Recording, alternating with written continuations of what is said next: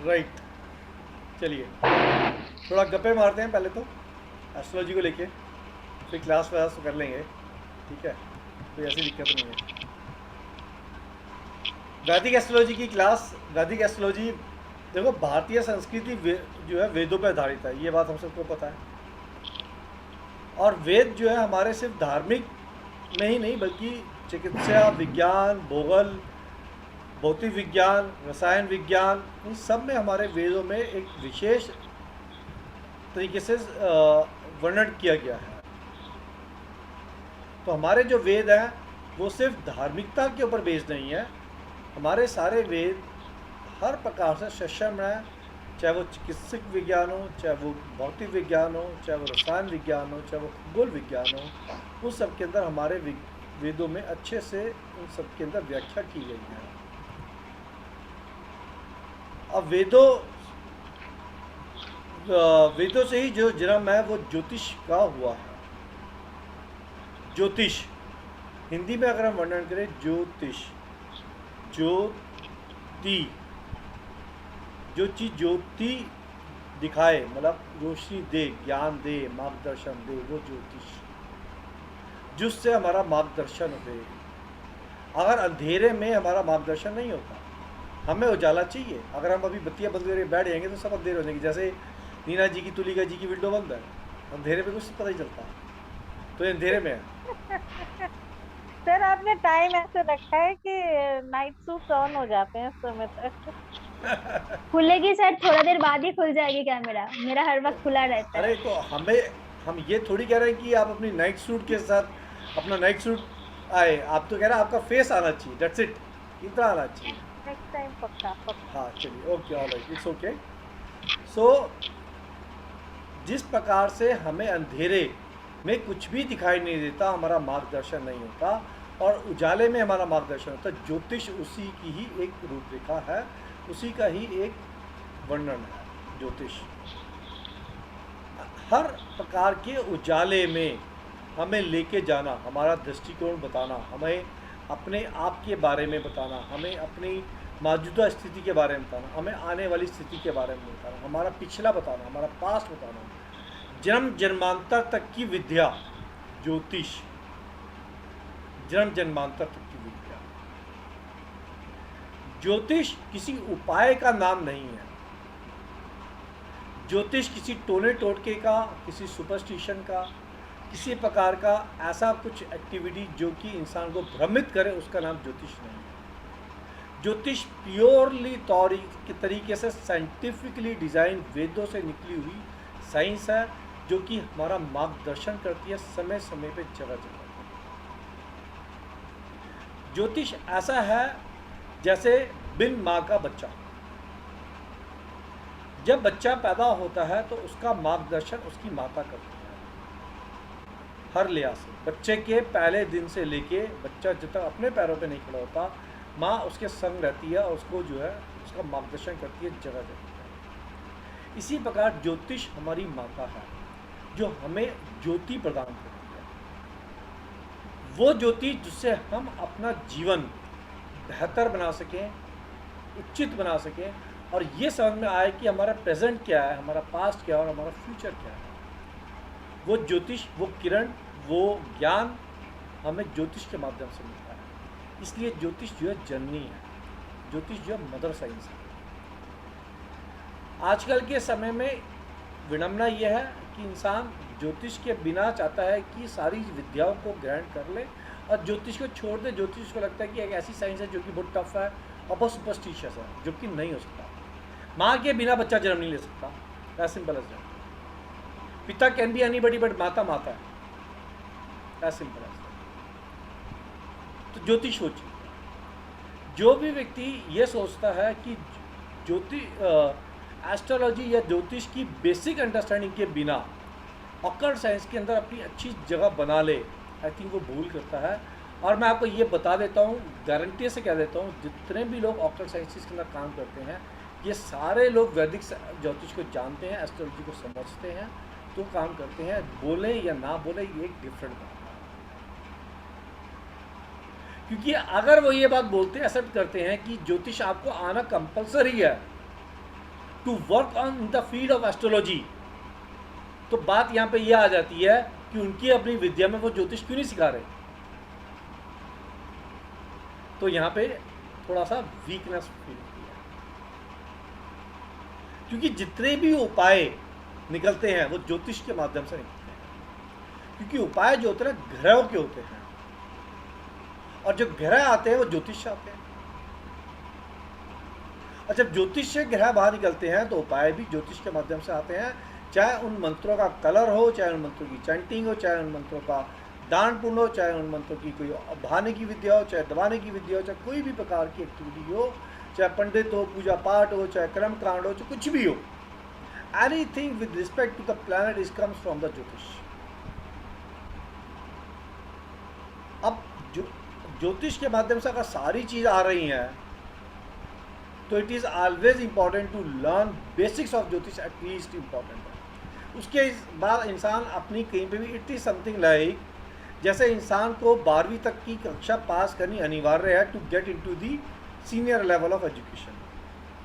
अगर इंसान बोले जी मुझे 12वीं तक की कक्षा पास नहीं करनी है और मुझे MBA करनी है, is it possible? Not possible. Similarly अगर इंसान को वॉकर साइंस के अंदर अपनी अंडरस्टैंडिंग को मजबूत करना है, so it is very important to understand the basics of astrology.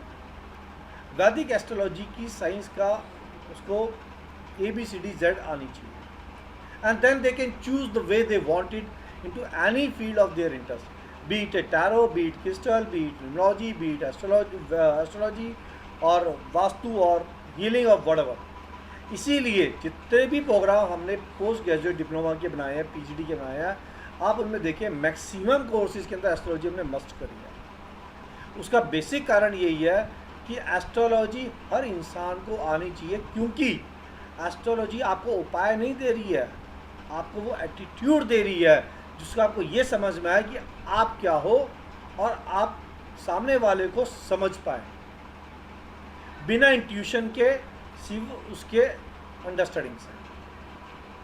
Intuition तो आपको रेमेडियल पार्ट में बाद में जरूरत पड़ेगी आपकी, वो एक अलग बात है, वो हीलिंग के माध्यम से जाएगी, लेकिन आप सामने वाले को समझ पाएँ उसके ग्रहों के माध्यम से कि सामने वाला क्या चीज़ है। उसके बाद न्यूमरोलॉजी के ऊपर जा सकते हैं, वो अलग बात है, वो अलग सब्जेक्ट आ जाएगा। That is where the astrology comes into picture. और इसीलिए हमने जितने भी हमारे PGD कोर्सेज में हमने एस्ट्रोलॉजी, वैदिक एस्ट्रोलॉजी मस्ट कर रखी है। ऑलमोस्ट 90% कोर्सेज के अंदर है, 1-2-4 कोर्सेज हो सकता है ना हो, बट 90% कोर्सेज में मैं मस्ट करी। अब बात करते हैं हमारे वेदों की। हमारे जो वेद है, 4 वेद हैं हमारे। कौन से 4 वेद हैं? ऋग्वेद, सामवेद, यजुर्वेद, यजुर्वेद, अथर्ववेद। सामवेद, अथर्ववेद, बिल्कुल ठीक है। ये हमारे 4 वेद हैं। हमारे 4 वेदों से वेदांग निकलते हैं,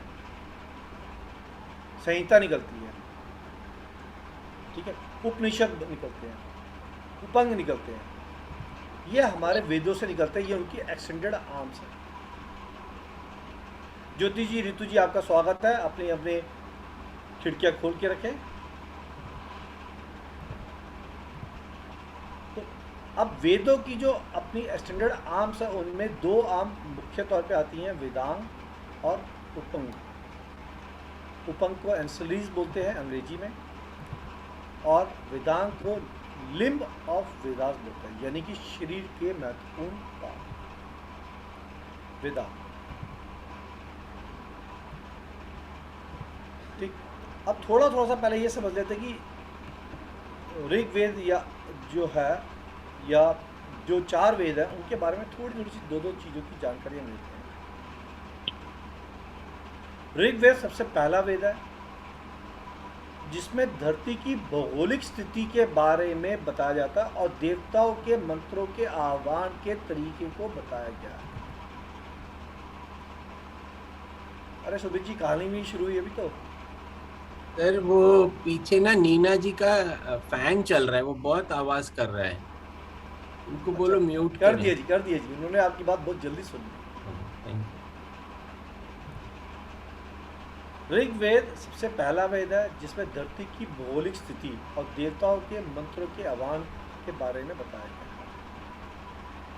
इस वेद में 1028 मंत्र और 10 मंडल या अध्याय के बारे में विषय में बताया गया है। ऋग्वेद की रचनाओं में देवताओं की प्रार्थना या स्तुति, वो भी एक प्रकार की प्रार्थना है। प्रेयर बोलो, स्तुति बोलो, प्रार्थना बोलो, सब एक ही बात है। और देव लोगों में उनकी स्थिति का वर्णन किया जाता है। Rigveda is actually dedicated to mantras in the form of prayers and stutis. That is Rigveda. Rigveda के बाद कौन सा वेद आता है? सामवेद। ऋग्वेद के बाद आता है यजुर्वेद। यजुर्वेद में कर्म कांड के विषय में बताया जाता है। यजुर्वेद टॉक अबाउट दी कर्म कांड। यजुर्वेद के अंदर जो कर्म कांड है, दैट मीन्स कि यज्ञ करने की विधि, यज्ञों का प्रयोग, यज्ञों के में प्रयोग किए जाने वाले मंत्रों का उच्चारण। जसविंदर कौर जी, आपका स्वागत है। आप जसविंदर जी फर्स्ट टाइम ज्वाइन कर रहे हैं मेरे किसी क्लास में? Yes, good evening, sir. I've just got the link through my friend. It's all right. मैं कह रहा हूँ कि आप मेरी क्लास में फर्स्ट टाइम ज्वाइन कर रहे हैं या आपने Yes. पहले भी मेरी क्लास की है? No, this is for the first time. और एकेडमी की class? No, I haven't joined yet. अच्छा, you are the first time joining the academy, right? Yes. Yes. तो आपका बहुत बहुत स्वागत है। Thank you, sir. Thank you. Ritu ji नमस्कार, good to see you. Late night class, great. Yajurveda में यज्ञों की करने की विधि, यज्ञों में प्रयोग किए जाने वाले मंत्र के बारे में विस्तृत जानकारी दी जाती है। यजुर्वेद के में रिचुअल्स, ठीक है, रिचुअल्स के बारे में फोकस किया गया है। शुक्ल पक्ष, कृष्ण पक्ष के बारे में फोकस किया गया है। यजुर्वेद में ऐसा बोला गया है कि 40 अध्याय हैं जिसमें 1975 मंत्र दर्जित किए गए हैं, और it indicates the processes to use mantra in the form of rituals and यज्ञों की विधियाँ। This is Yajurveda. यजुर्वेद के बाद तीसरा कौन सा आता है? Which is the third one? Samaveda. Samaveda, absolutely. Samaveda में उपासना यानी कि उसका रूपांतरण, यानी कि सामवेद में संगीत में तौर से कैसे उपासना करनी है, यानी मंत्रों का उच्चारण कैसे करना है संगीत में तौर, म्यूजिक मेलोडी फॉर्म में, हाउ टू प्रोनाउंस मंत्र, उन मंत्रों की उपासना संगीत में रूप में, उस तरीके से जो मंत्र हैं उसका उच्चारण, उसका वर्णन सामवेद में किया जाता है। And they are 1875 Samaveda. मतलब ये नंबर बड़े छोटे से होंगे, बट इसके अंदर जो व्याख्या है वो बहुत बड़ी है। It's very big books. तो हमें थोड़ा सा आइडिया होना चाहिए। दैट इज़ हमारी कोई बहुत बड़ी रिक्वायरमेंट नहीं है इसको जानने की, हमें थोड़ा आइडिया होना चाहिए, क्योंकि हम जब वेदों की बात करते हैं तो हमें वेदों का बेसिक्स आइडिया होना चाहिए। That's it. पढ़ो मत पढ़ो, इट्स ओके, पर थोड़ा सा जानकारी होनी चाहिए। 4 जनों के बीच में खड़े होते तो बोलते तो 4 वेद कौन से होते हैं, बाकी ठीक है। सामवेद के बाद अगला वेद कौन सा होता है? लास्ट आखिरी वेद अर्थवेद। अथर्ववेद के अंदर शांति, युद्ध और शांति के विषय में बताया गया। ये रहस्यमय विज्ञान है।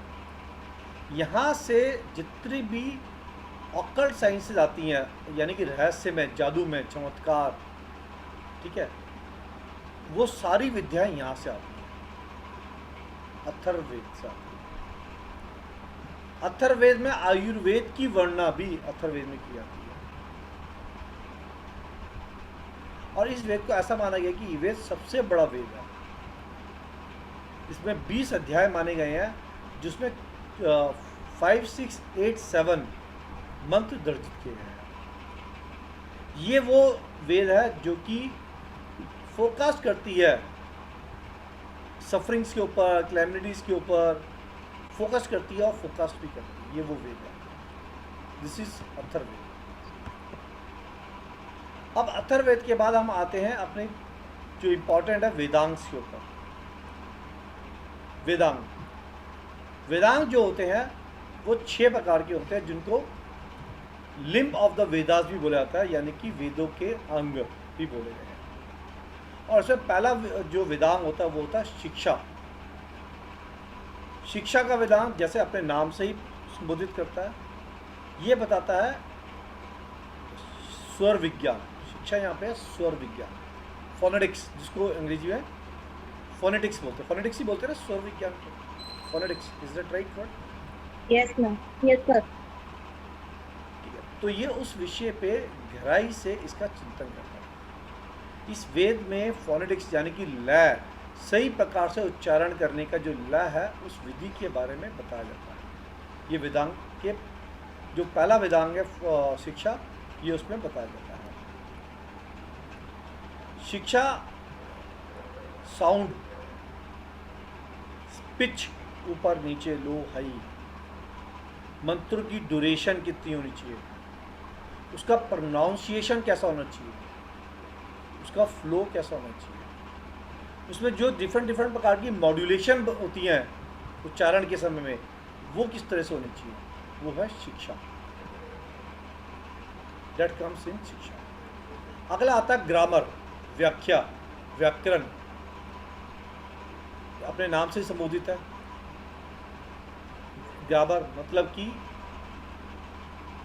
कंप्लीट और तरीके से जो सेंटेंसेस का बनाना है, उनका जो बोलना है, उनका जो व्याकरण है, उनकी जो व्याख्या है, वो कैसे हुई। यानी कि जो हम स्वर बोल रहे हैं, उस स्वर से पूरा सेंटेंस को किस स्वर में बोलेंगे, किस तरीके से उसका उल्लेख करेंगे, वो व्याख्या, वो ग्रामर, दूसरा वेदांग होता है।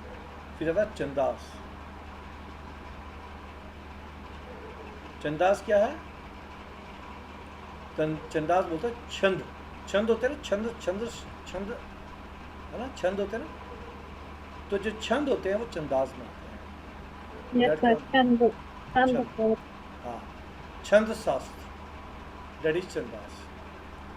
छंदों की रचना, छंदों का ज्ञान, छंदों का शास्त्र, ठीक है, ये है छंदास। अगला आता है निरुक्ता। क्या बोला सर आपने? ये निरुक्ता।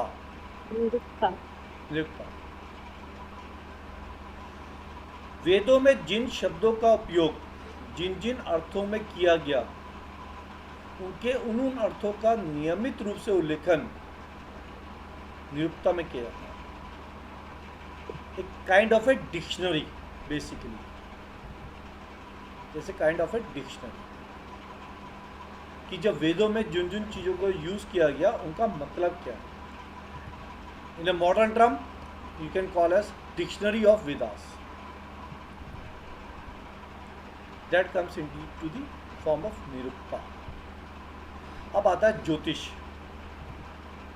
अब आती है ज्योतिष। हमने कितने किए अभी तक?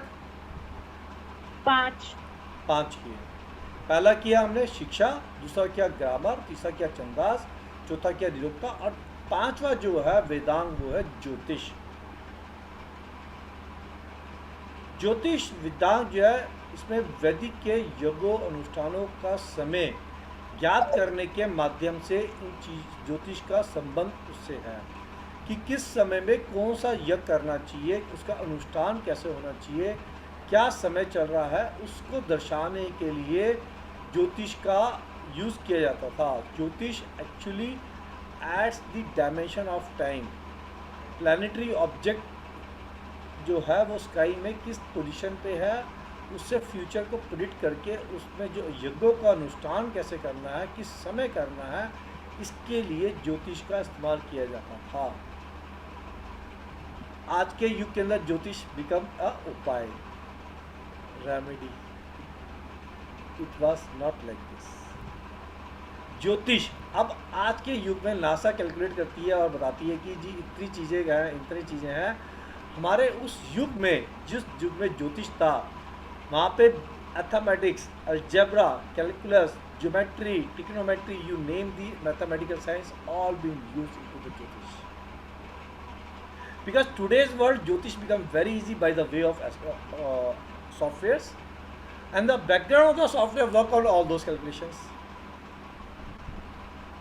right? So the information comes to us easily.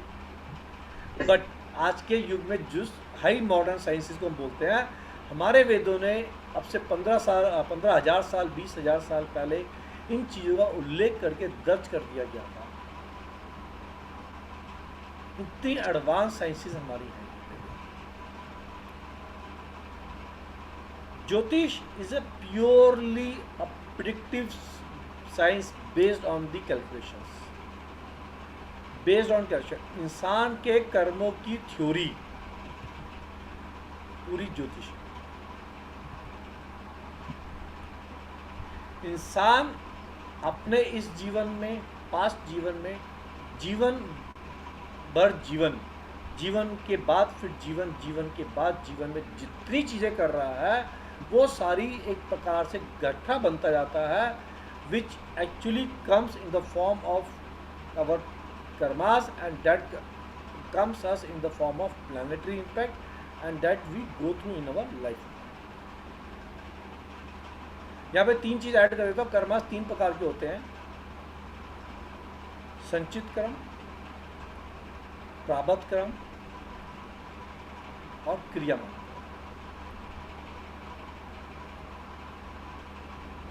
आसान है, लेकिन ये जो आप समझ लोगे जिद्दी पर याद। लास्ट का एक बार रिपीट कीजिए।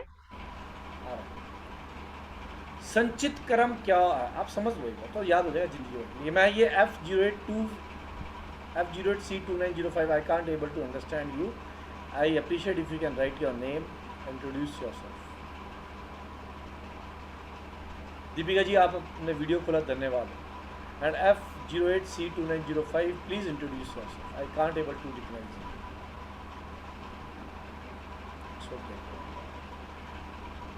संचित कर्म, संचय करना, संचय करना वाला इकट्ठा करना, राइट? दैट इज संचित। संचित कर्म जो जन्म भर जन्म, बर्थ आफ्टर बर्थ, जो भी हम काम कर रहे हैं और उससे जो इकट्ठा हो रहा पिटारा, दैट इज संचित। दैट इज कॉल्ड संचित। बैंक बैलेंस संचित। किया गया इकट्ठा धन संचित। किए गए इकट्ठे कर्म संचित, जो जन्मों जन्मांतर से आ रहे हैं। आउट ऑफ दैट कर्मास और इन अदर वे, जब आपको जरूरत पड़ती है, आपके अकाउंट में जितने पैसे हैं उनमें से आप कुछ पैसे निकाल लेते हैं, and you make use of it. Similarly, when anybody take birth on this earth, तो संचित कर्म में से कुछ कर्म निकाल लिए जाते हैं, और वो जो कर्म निकाले जाते हैं वो आपको दे दिए जाते हैं जीवन जीने के लिए। ये लो आप पकड़ो पिटारा और जिससे अपना जीवन जियो, and that comes in the form of prarabdh. That comes in the form of prarabdh. तो प्रारब्ध शुरू होती है 5वें घर से। जब घर पढ़ेंगे तो देखिए बच्चे का जन्म 5वें घर से होता है, और 9वां उसका लक क्या है, तो 5 से लेकर 9 तक घूमता हुआ जाता है। 9 से फिर आगे चालू होता है क्रियामान, क्योंकि आपको एक पिटारा मिला जिसके दायरे में आपका जीवन चलेगा।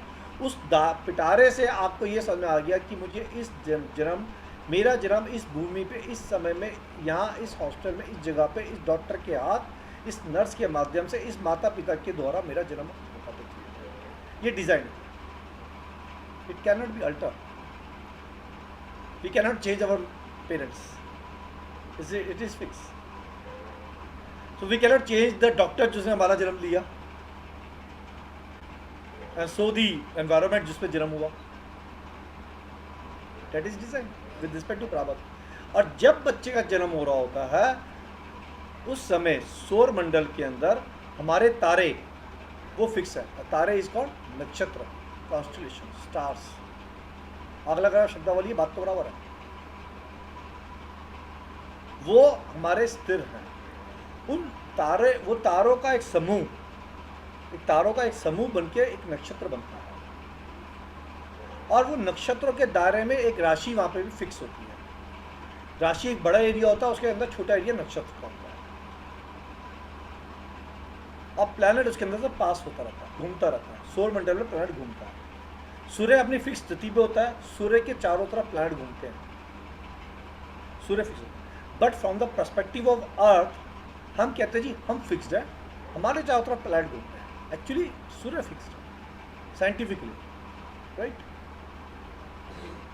Thank you, thank you. आपका शुभ नाम,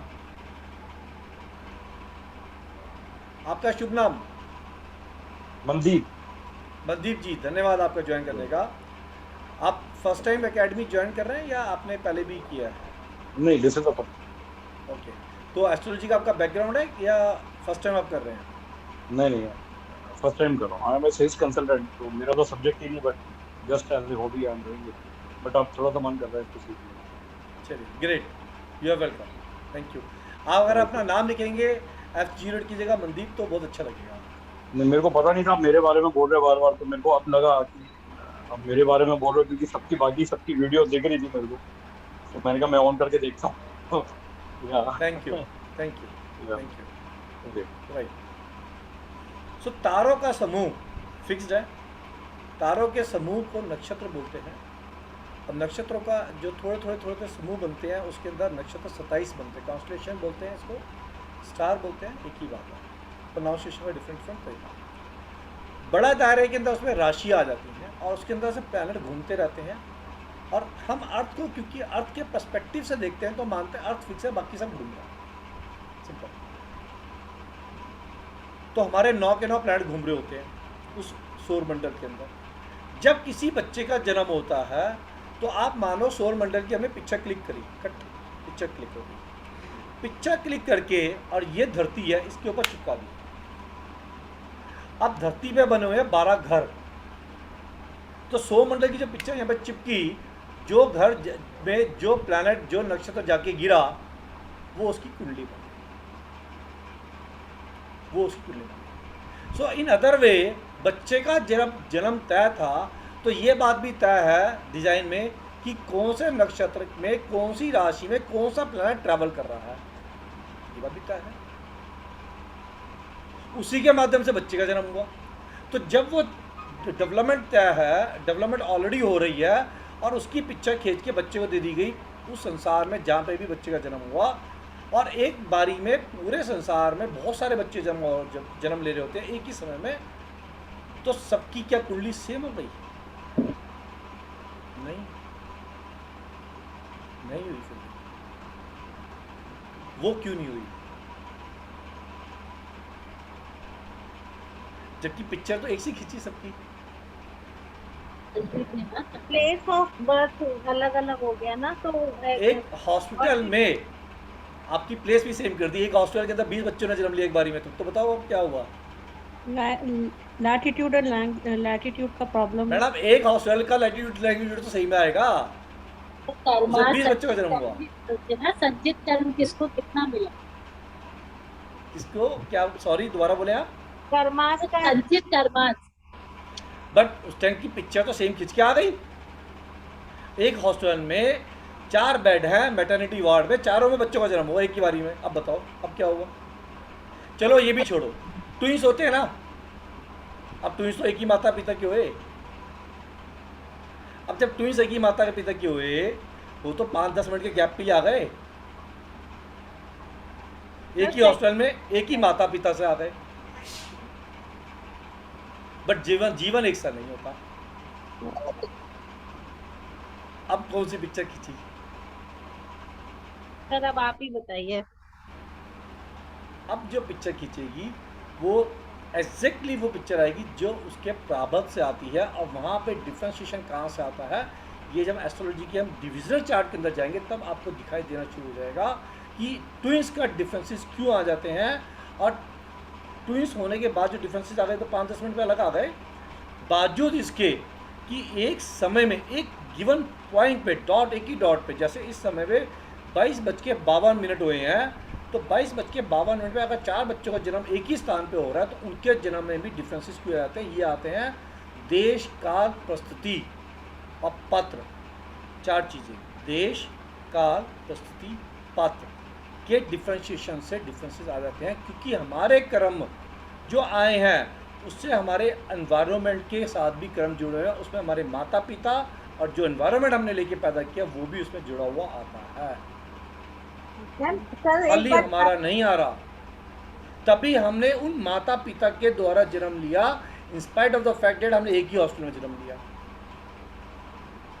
उन माता पिता की सराउंडिंग्स भी हमारे साथ आ रही है, उन माता पिता के कर्मों का इम्पैक्ट भी हमारे साथ आ रहा है कनेक्ट होकर, और वो जो सराउंडिंग है ये डिफरेंशिएट करता है कि एक ही हॉस्टल में जन्म होने के बाद एक करोड़पति का बच्चा और एक कोड़ीपति का बच्चा है। सर ये चारों एक बार दोबारा बोल दीजिए। देश, काम, देश, काल, परिस्थिति, पात्र। पात्र, देश हुआ जगह, राइट, काल हुआ समय,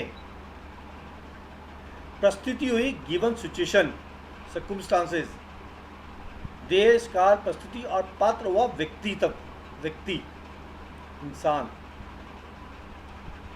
देश का डिफरेंशिएशन कैसे आया? देश का डिफरेंशिएशन एक बड़ा सीधा एग्जाम्पल मैं हमेशा बोलता हूँ। हम बैठे हैं, हम सारे लोग मेट्रो में होपफुली बैठे होंगे इस टाइम पे। मेट्रो में या एक बड़ी स्टेट्स, बड़ी सिटीज़ के अंदर जब हम आगे चैप्टर्स करेंगे लव मैरिज वगैरह के, तब देखेंगे अगर कोई व्यक्ति बोले, या यूरोप में जाके कोई व्यक्ति बोले कि जी आपकी लव मैरिज होगी, वो कहेगा कौन सी नई बात बता रहा भाई, तो नॉर्मल सी बात है, होती मैरिज होती ऐसी है। अब इंडिया के चलो मेट्रो छोड़ दो, किसी और थोड़ा सेकंड बी टायर सिटी या सी टायर सिटी पे चले जाओगे, वहाँ बोलोगे कि आपकी लव मैरिज होगी, इट्स अ बिग डील। देश का फर्क आ गया, प्लेस का फर्क आ गया, राइट। एजुकेशन के माध्यम से आप मेट्रो में बैठ के जब एजुकेशन प्रोड्यूस कर रहे हो, that could be different than the same chart पे जो व्यक्ति पैदा होके किसी टायर बी सिटी या टायर सी सिटी में बैठा हुआ है, उसकी एजुकेशन क्वालिटी डिफर हो जाएगी। ये प्लेस आएगा। देश, काल, समय, समय जिस समय हम पैदा हुए हैं उसी हॉस्टल के अंदर अगर और भी बच्चे पैदा हुए हैं, लेकिन समय के साथ वो किस जगह पे जाके जीवन व्यतीत कर रहे हैं, विच मीन्स कि क्या वो एक ही सिटी में जीवन व्यतीत कर रहे हैं या उनकी ट्रांसफरेबल है, हमने माता पिता के साथ ट्रांसफर करके दूसरी जगह चले गए, दैट इज सराउंडिंग। काल, किस काल में यूक्रेन और रशिया की लड़ाई में बच्चा पैदा हो रहा है, हो सकता है, who knows? या कोविड की उस समय में घड़ी में बच्चा पैदा हुआ जब इंसान बाहर नहीं आ सकता था।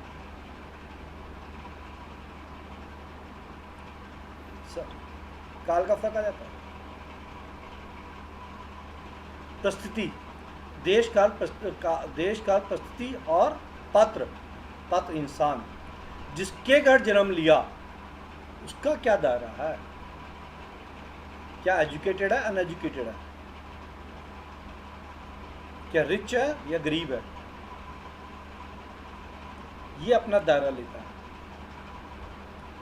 एस्ट्रोलॉजी में एक बहुत बड़ा रूप होता है इन 4 चीज़ों का, जो कि आम तौर पे एस्ट्रोलॉजर इसको मिस कर जाते हैं और सब चीज़ों को एक ही तराजू में तोलना नहीं हो सकता, यू कैनॉट डू दैट। इसलिए बहुत बड़ा काम एस्ट्रोलॉजी में एक्सपीरियंस का होता है। यहाँ पे डिफरेंशिएशन आ जाता है, ठीक। तो हम बात करते वेदांत में ज्योतिष की, तो ज्योतिष जो है मुख्य तौर पे इस तरीके से यूज़ की जाती थी कि हमें ये देखने के लिए कि हमारा उस समय का जो समय है वो कैसा चल रहा है, यज्ञों के लिए, प्राप्तियों के लिए क्या वो सही चीज़ है या नहीं है। It is not with respect to the remedies. Remedial act तो बाद में समय के साथ लोगों के द्वारा माध्यम से बन गया, but it is more with respect to the understanding of the puja path, karm कांड की विधि और उसके कार्य, जो कि इम्पॉर्टेंट रूप था ज्योतिष का। और उसके बाद अगला आता है कल्प। कल्पा जो होता है, कल्प बोलो या कल्पा, अंग्रेजी में कल्पा बोले थे क्योंकि KALPA लिखा जाता है, वैसे कल्प होता है कल्प KALP, बट अंग्रेजी में लिखा होता है KALPA हो जाता है, कल्पा नाम है कल्प। धार्मिक रीति रिवाज, हमारे जो रिचुअल्स,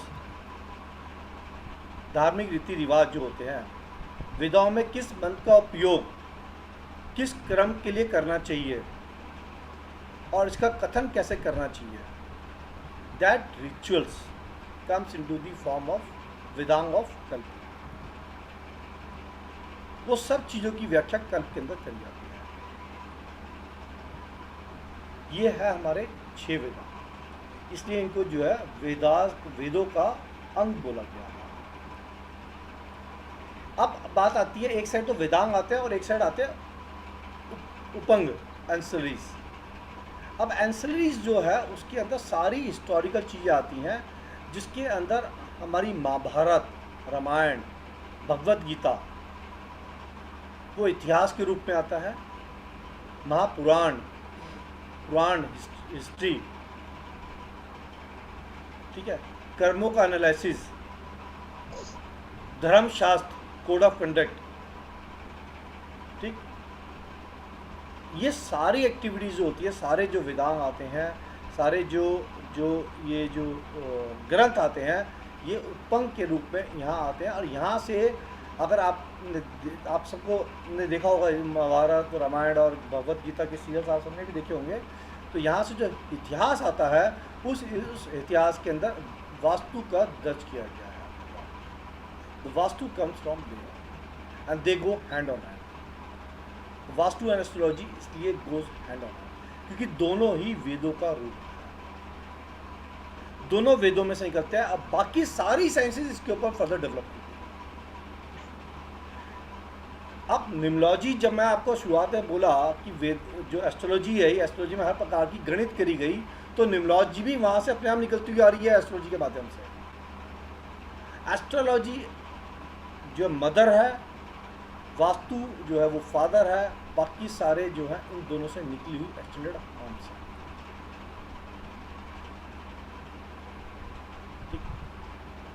ये है हमारा छोटा सा रूपरेखा ऑफ अवर वेदास इतिहास की। यहाँ की स्टोरी कंप्लीट होती है, अब हम चलते हैं आगे।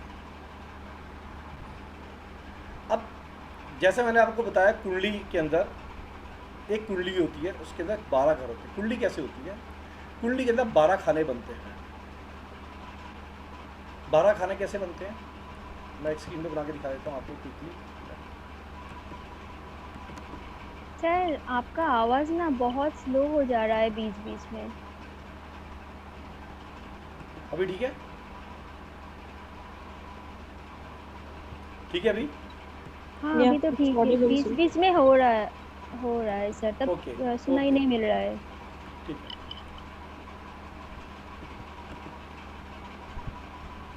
हम नॉर्थ इंडियन कुंडली पे काम कर रहे हैं। हम नॉर्थ इंडियन तरीके से कुंडली बनाएंगे। कुंडली एक की होती है, अब वो बनाने का तरीका अलग है, गणना एक ही होती है, परिणाम एक ही होता है। इसको आप नॉर्थ इंडियन बनाएं या साउथ इंडियन बनाएं या वेस्ट बंगाल बनाएं, उससे फर्क नहीं पड़ता।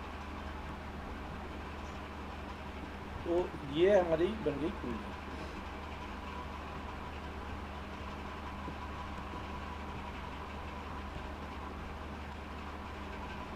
ये कुंडली बन गई हमारी। ये डंडा, मतलब you can understand this is one line. तो इसको बोलते हैं house number 1, this is house number 2, this are fix, this is 3, 4, 5, 6, 7,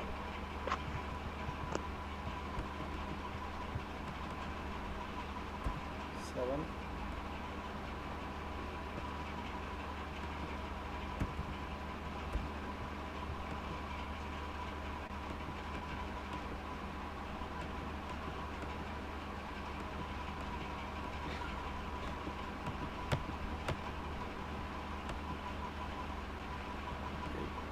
something is wrong,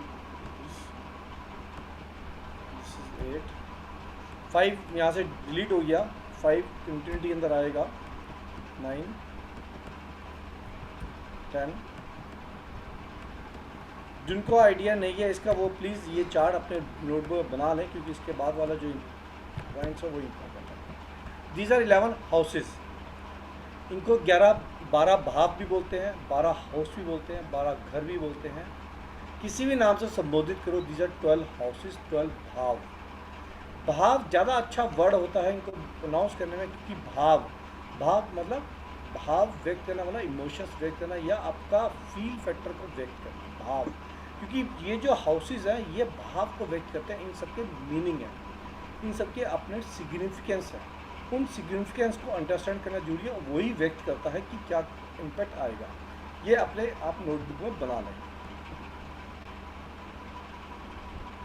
अब 12 भाव के अंदर जो पहला भाव होता है उसको बोलते हैं तनु भाव। तनु, तन मतलब तन, तनु, तन मतलब बॉडी, तनु भाव बॉडी। हम स्वयं लगन हाउस भी बोलते हैं इसको। दूसरा जो होता है वो होता है धन भाव, धन पैसा, धन भाव। तीसरा जो होता है वो होता है सहज हाउस, सहज मीन्स सहना। सहन, सहज मतलब आसान, मतलब एक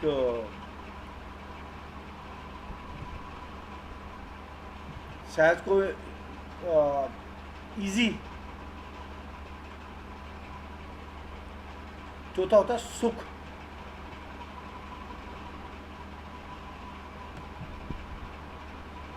fourth house is equal to सुख हाउस, सुख। अब पांचवा होता है सूत, सूत बच्चा भी बोलता है, सूत चिल्ड्रंस हाउस, बच्चा नॉट बेटा, चाइल्ड।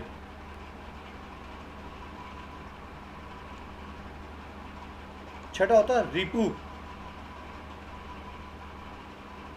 रिपू मतलब, रिपू बोले तो किसको बोलेंगे? दीपू मतलब क्या शत्रु होता है? रोग ऋण शत्रु, रोग ऋण Enemy. शत्रु, एनिमी। सातवां होता है जाया, पार्टनर हाउस, पार्टनर। 6 दोबारा बताइए। सूत, सूत नहीं वो तो 5वां था। आपने 5th बोला, 6th बोला, 6th रिपू, छठा हाउस रिपू, दीपू। रिपू, रोग ऋण शत्रु, रोग और शत्रु, और बीच में क्या बोला सर आपने? ऋण डेप्थ, डेप्थ। अच्छा, ओके, ऋण। हाँ, ऋण डेप्थ।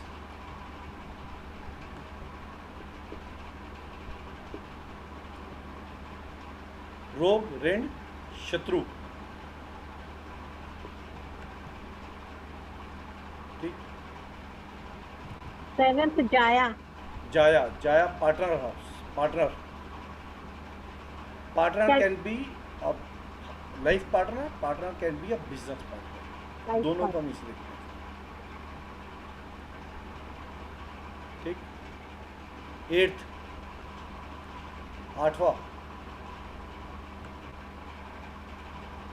8वां हाउस रंध्र, र आधा न ध्र ध उसके नीचे रहा रंध्र।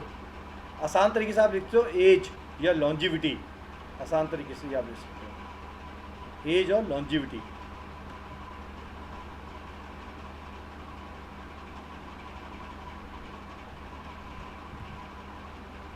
नाइन्थ हाउस होता है धर्म, रिलीजियस, नाइन्थ हाउस धर्म।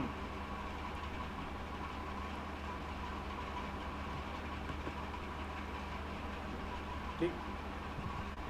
और 10th हाउस होता है कर्म, कार्मिक,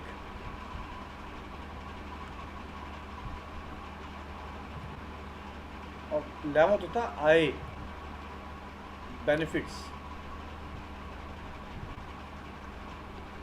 और 12th होता है व्यय, आधा व य व्यय, खर्चा, expense, that is the 12th house.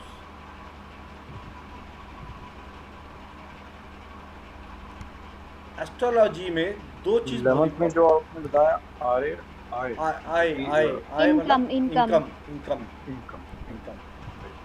Astrology में दो चीज बहुत इंपॉर्टेंट है, एक शब्दावली, टर्मिनोलॉजी को अंग्रेजी हिंदी में क्या बोलेंगे, देखो उसको प्रोनाउंस करने की जो शब्दावली है, जो जिस तरीके से हम व्यक्त कर रहे हैं उससे उसका मीनिंग निकलता है। दूसरा, जितने भी एक्टिविटीज़ है उन सबके कारक, जिसको सिग्निफिकेटर बोलते हैं, जिसको एट्रीब्यूट्स बोलते हैं, या जिसको कैरेक्टरिस्टिक्स बोलते हैं, ये दो चीज़ अगर आपने पकड़ी, I can guarantee you do any sort of astrology in this world. This is the root of the astrology. और ये दो चीज़ अगर हाथ में नहीं आई, एक शब्दावली, दूसरा सिग्निफिकेटर या एट्रीब्यूट या कैरेक्टरिस्टिक्स ऑफ जो पर्टिकुलर एक्टिविटी हम करेंगे, जैसे हाउसेस की बात करें तो हाउसेस की, जब प्लैनेट की बात करेंगे तो प्लैनेट की, जब राशिस की बात करेंगे तो राशिस की, और जब नक्षत्र की बात करेंगे तो नक्षत्र। इनके आपने ये सिग्निफिकेटर पकड़ लिए और अपने दिमाग में जिस्म में बसा लिए, you can do any sort of astrology, it's become very easy for you. But अगर आपने ये नहीं पकड़े, आप कितनी भी आसान से आसान एस्ट्रोलॉजी कर लो, ये एस्ट्रोलॉजी आप में नहीं आएगी, ये गारंटेड है। और आपने ये पकड़ लिए तो आप कितनी भी टफ एस्ट्रोलॉजी कर लो, इट बिकम इजी। क्योंकि सारा खेल एस्ट्रोलॉजी में कॉम्बिनेशंस का है, और कॉम्बिनेशन में जो रिजल्ट आता है, एंड रिजल्ट वो आता है उसके सिग्निफिकेटर से। कॉम्बिनेशन बजाते हैं, लोगों को सिग्निफिकेटर याद नहीं होता कि अब बोलना क्या है। जोड़ लेंगे लोग, 12 हाउस, 11वां हाउस, 5वां हाउस, जोड़ जाड़ के आंसर आ जाएगा, ये 12वें का रिजल्ट आ रहा है, 11वें का रिजल्ट आ रहा है। रिजल्ट क्या आ रहा है, वो सिग्निफिकेटर है, वो सिग्निफिकेटर लोग भूल जाते हैं। तो जब हम काम करेंगे सिग्निफिकेटर को, अगर आपने उसको बसा लिया अपने मन के अंदर, आपने एस्ट्रोलॉजी सीख ली, आप एस्ट्रोलॉजी की प्रेडिक्शन करने की कर सकते हो इंडिपेंडेंट। सर एक एग्जांपल बता दीजिए सिग्निफिकेटर का, कोई अरे एग्जांपल। अरे अरे करेंगे।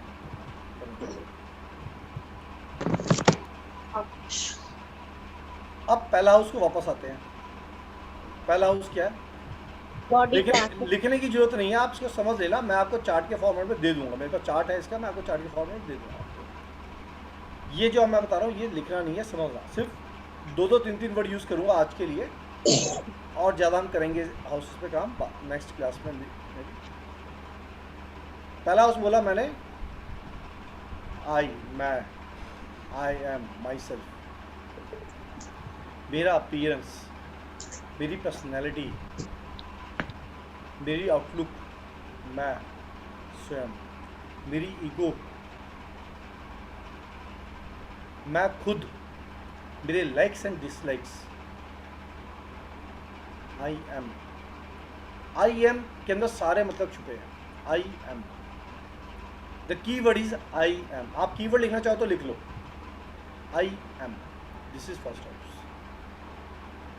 Anything which comes into the I am is first house.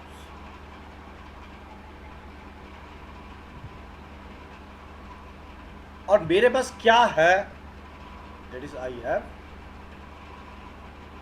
क्या है, मेरे पास धन है, मेरे पास परिवार है, मेरे पास वैल्यूज है, कल्चरल वैल्यूज, मेरे घर की, कुनबे की, परिवार की वैल्यूज, मेरे पास स्किल्स हैं, ये मेरे पास है, मेरे पास बैंक बैलेंस है, I have, this is the I have. मेरे पास टेस्ट है, मेरे पास सूंघने समझने की शक्ति है, मेरी सेंसेस, बेसिकली जिनेंद्रिया, सेंसेस, आई हैव।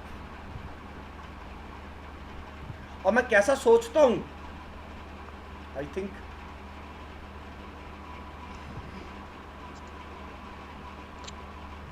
मैं कैसा सोचूंगा, जैसा मेरा एनवायरनमेंट होगा। दैट इज इमीडिएट एनवायरनमेंट, मतलब मेरा पड़ोस। मेरे पास क्या है, इंसान ये बोल सकता है मेरा पहला एनवायरनमेंट तो मेरा घर हुआ, वो तो मैंने बोल दिया मेरे पास आई हैव, वो तो मेरा है, मेरा पड़ोस, मेरा कुनबा, मेरा परिवार। बट मेरा इमीडिएट एनवायरनमेंट, मेरा आस पड़ोस, मेरी मेंटल एबिलिटी, मेरी communication skills, I think mentality, mental activity, I thinking pattern, मेरे भाई बहन सिबलिंग्स, आई थिंक, और मेरा nurture, and you TURE, nurture, मेरा नेचर, क्या वर्ड हुआ, दैट इज मेरा अपना इंटरनल वर्ल्ड कैसा है। कहां से आएगा मेरा इंटरनल वर्ल्ड, मेरी माता। मेरे रूट्स क्या है, मेरी माँ, मेरा घर, वहां से मेरे को मिलती है मेरी इनर सिक्योरिटी।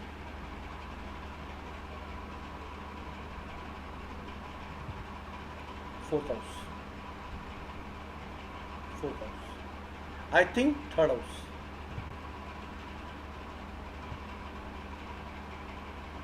मेरी माता, फोर्थ हाउस,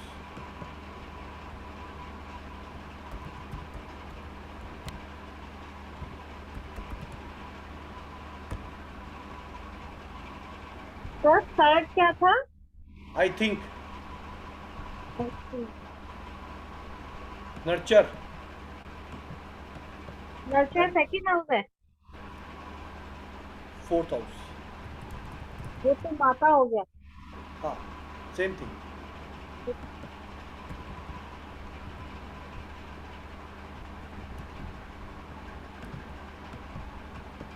मेरी माता, मेरा sense of inner security, sense of inner security जो आती है मेरी, वो मेरी माता से आती है पहले, क्योंकि बच्चे को सबसे पहले सिक्योरिटी उसकी माँ देती है। मेरा इमीडिएट परिवार, मेरा इमीडिएट परिवार, कुनबा, सेकेंड हाउस, बच्चे का पालन पोषण, नर्चर, नर्चरिंग, माँ, उसके रूट्स, फोर्थ हाउस, बच्चे की पहली खुशी उसकी माता से मिलती है, हैप्पीनेस, सेटिस्फैक्शन ऑफ लाइफ। क्योंकि बच्चे को उसकी माँ मिल जाए तो बच्चा खुश। That is the most happiest and most satisfactory thing in this world for a child. तो पालन पोषण, inner security, roots, fourth house. अब बच्चा आ गया तो कुछ तो रोमांस होएगा। अब जब रोमांस की बारी आएगी तो फन, क्रिएटिविटी की बारी आएगी। तो आई सर्व, मैं क्या सर्व कर रहा हूँ, पर्सनल क्रिएटिविटी, मेरी पर्सनल क्रिएटिविटी, आई सर्व, मेरी अपनी सर्विस लेवल या मेरा सर्व जो मेरी पर्सनल क्रिएटिविटी है। It can be romance, it can be fun, it can be celebrity, it can be a ministership, it can be anything which include creativity, which include fun, which include entertainment, which include love, affection.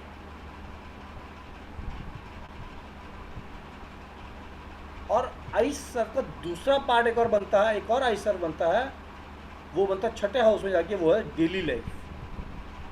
ये था पांचवा, आई serve, personal creativity. 5वां, मेरी voice clear नहीं है, सबको मेरी voice clear नहीं है या तुलिका जी आपको क्लियर नहीं है? I am audible to you? Yes, sir.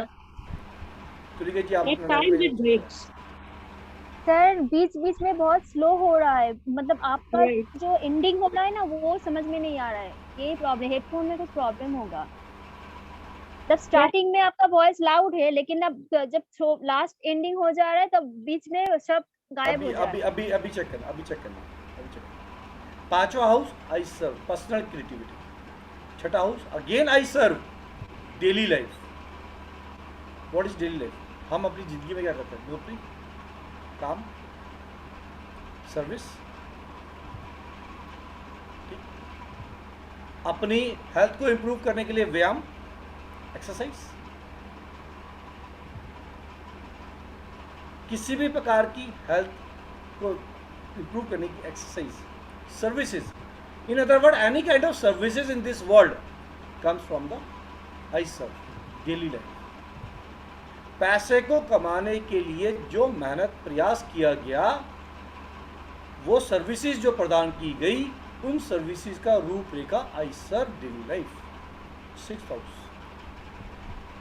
6th house.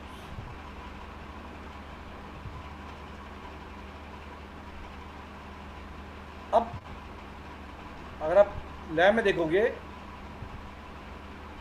तो हमने रोमांस भी किया, पैसा भी कमाया, अब बात आती है शादी की, that is partner, 7th house. Partner में दूसरा क्वालिटी क्या है? दूसरे के बारे में जानना, अवेयरनेस ऑफ अदर्स। पार्टनर, शादी, पार्टनरशिप, फॉर्म पार्टनरशिप में जो आती है वो भी यहाँ से देखी जाती है। बिजनेस पार्टनरशिप जिसको हम बोलते हैं वो भी यहाँ से देखेगी, बट प्रोमिनेंट पार्टनरशिप शादी के लिए ये हाउस देखा जाएगा। 7th house meant for partnership. और जब हम बात करते हैं शादी की, तो शादी से जुड़े हुए विघ्न, शादी ना होना, शादी में डाइवोर्स होना, शादी में तकलीफ होना, परिवार का चल पाना, गृहस्थी चल पाना, दो व्यक्ति के बीच में थोड़ी ऊंच नहीं चलना, सब यहीं से। जब हम बात कर रहे थे बच्चे की, तो 5वां हाउस हमने जब बोला था बच्चे की बात करेंगे, बच्चा वहाँ से देखा था, बच्चे का ना होना, बच्चे का अबॉर्ट होना, बच्चा ऑपरेशन से होगा या नॉर्मल होगा, तो बच्चे से रिलेटेड जो एक्टिविटी की वहीं से आएगी। तो हम जिस कीवर्ड को पकड़े उस कीवर्ड से संबंधित पॉइंट नहीं आएंगे। सर बच्चे के लिए आपने 5th हाउस बोला ना? हाँ, मैं ये बोला, मैं एक एग्जांपल बता रहा हूँ दोबारा से कि जिस कीवर्ड को पकड़ा हमने उस कीवर्ड से संबंधित चीज़ें वहीं आएंगी। तो 5वें हाउस में ही आएंगी चीज़ें जो मैंने आपको चली। 7वें हाउस की बात करें, 7वां हाउस है शादी, शादी से रिलेटेड पार्टनर। हमारा पार्टनर सुंदर होगा, लंबा होगा, कैसा होगा, चलेगी नहीं चलेगी, या चलेगी तो अटक अटक के चलेगी, या स्मूथ ट्रेलिंग है, या लड़ाई झगड़ा है, या कौन किसके पास पावरफुल होगा, कौन वीक होगा, कौन कैसा रिएक्ट करेगा, वो सब 7वां हाउस। डाइवोर्स होगा नहीं होगा, 7वां हाउस। यानी कि शादी, शादी के से संबंधित उसके दायरे में जो चीज़ आती है, 7वां हाउस। अब शादी भी हो गई, सब कुछ हो गया, तो उसके बाद आता है हमारे अपने सर्कुलेशन। हमारी सर्कुलेशन में क्या चीज़ आती है? हमारा सर्कुलेशन क्या चीज़ का? Death and birth. और शादी के बाद एक और चीज़ आती है क्या? Relationship. That again comes from 8th house. जितनी भी जेनेटिकल चीज़ें होती हैं, जेनेटिकल दो प्रकार की होती हैं नॉर्मली, एक होती है एक्सटर्नल जेनेटिकल, एक होती है internal genetical. External genetical comes from the 7th house and the internal genetical parts comes from the 8th house.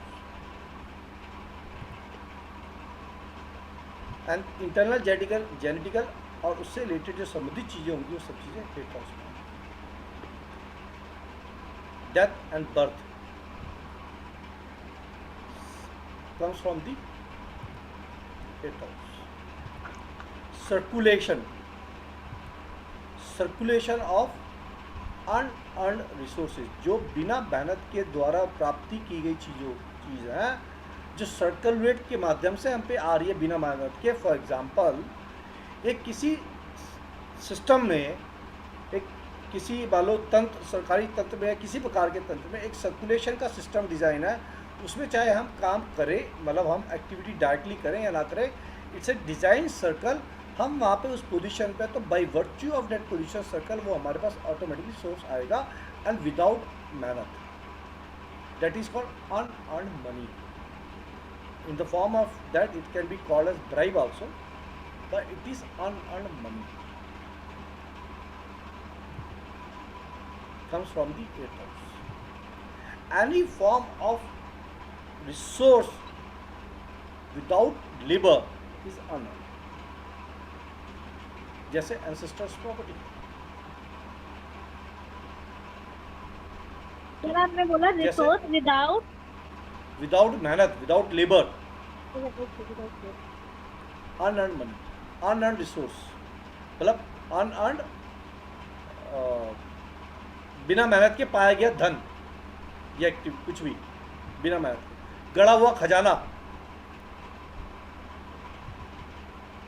और इसी प्रकार से छुपी हुई बीमारियां, क्रॉनिक डिजीज, लाइलाज समस्याएं, जो चीज गहराई तक जाएगी, गहराई तक, वो 8th house. It can B research on, it can be PhD, it can be transformation in the life of a people। ये मैं आपको उदाहरण के लिए आसान तरीके से बता रहा हूँ। इसकी अपन करेंगे 33 एग्जाम्पल, और एक हाउस को पकड़ के करेंगे 33 कम से कम, बड़ी अंडरस्टैंडिंग के लिए स्टार्टिंग है। अब जब क्रॉनिक डिजीज की बात आई, समस्याओं की बात आई, तो इंसान को पेन आया, तो पेन आएगा तो कहा जाएगा इंसान के पास, हे प्रभु क्षमा, दिक्कतों से उबारो, तो आएगा 9वां house. That comes from the luck. I explore expanded horizon, मेरी अपनी रिलीजियस मानसिकता, मेरे पिता का सहारा, पिताजी, मेरी परवरिश में मेरे को दी गई higher education,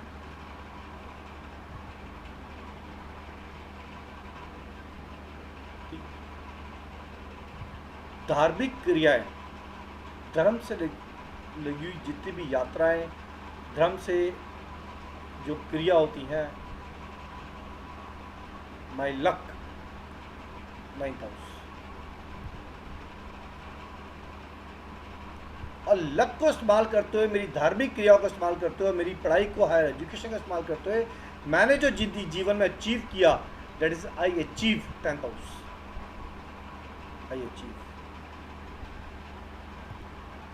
and when I achieve, and I achieve for the not only for my self and for the outer world also, क्योंकि मैं जो अचीव कर रहा हूँ वो दुनिया को दिखा रहा हूँ कि I achieve this, that is my reputation, my rewards, my recognition in the form of my achievement to the outer world।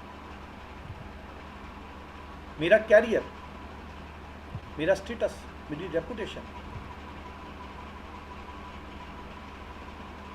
मेरी पावर, मेरी हिम्मत, इन the form of positional power. और पावर किसके पास सबसे ज़्यादा होती है? पॉलिटिशियंस के पास, जो गद्दी पा जाए, मिनिस्टर या सरकारी तंत्र का IAS, IAS, IPS अधिकारी, सरकारी तंत्र के अधिकारी, पावर है ना, मिनिस्टर पावर है ना, पॉलिटिशियन पावर है, that powers, that is the achievement. I achieve 10th house. और जब मेरी अचीवमेंट पूरी हो जाती है तो क्या है, मैं क्या बोलूँगा, my aspiration fulfil, so I aspire, तो so I aspire, my aspiration, aspiration, my aspiration fulfil, fulfilment, 11th house, fulfilment, मेरे goals, I achieve my aspiration, I achieve my goals, I achieve my targets. और क्या करूँगा मैं? Group of people के साथ enjoy करूँगा. My friends, my group of people, वो समूह लोगों का जो मेरे साथ जुड़ा हुआ है, वो लोग, वो बुजुर्ग जो मेरे को आशीर्वाद देते हैं या मेरे पे छत्र छाया की तरह खड़े हैं.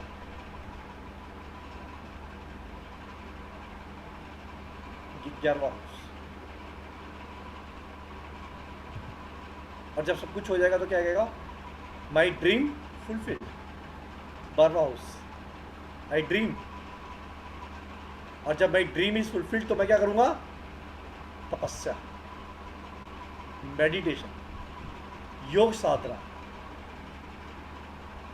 और जब मैं योग साधना करूंगा और स्पिरिचुअल लाइफ में बढ़ूंगा तो क्या होगा? आइसोलेशन. तो क्या होगा? दुनिया से कट ऑफ होगा. तो दुनिया से कट ऑफ होने की और क्या विधि होती है? जेल की यात्रा. जेल, दुनिया से कट ऑफ. फॉरेन ट्रेवल, दुनिया से कट ऑफ. आज के टाइम में इस बिकम ए फॉरेन ट्रेवल. पहले के टाइम में बोलते हैं 7 समुद्र की यात्रा. तो कहता रहा भैया तो अपने घर बार छोड़ के जाएगा तो काले पानी की सजा. तो अच्छा नहीं मानते थे. तो 12वां हाउस अच्छा नहीं होता उस टाइम पे. लेकिन आज के टाइम में 12वां house good because foreign travel. बस सेपरेशन, आइसोलेशन. हॉस्पिटल की यात्रा, आइसोलेशन, यानी कि बीमारी. ठीक.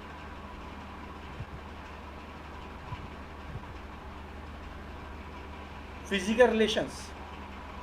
रीजन वो आइसोलेशन क्यों? Because at given point of time it comes to a level where it become isolated from the rest of the world. So physical relation, 12वां house. Anything which give a kind of a synergy that isolate either in the form of punishment or spirituality or relation is 12 house.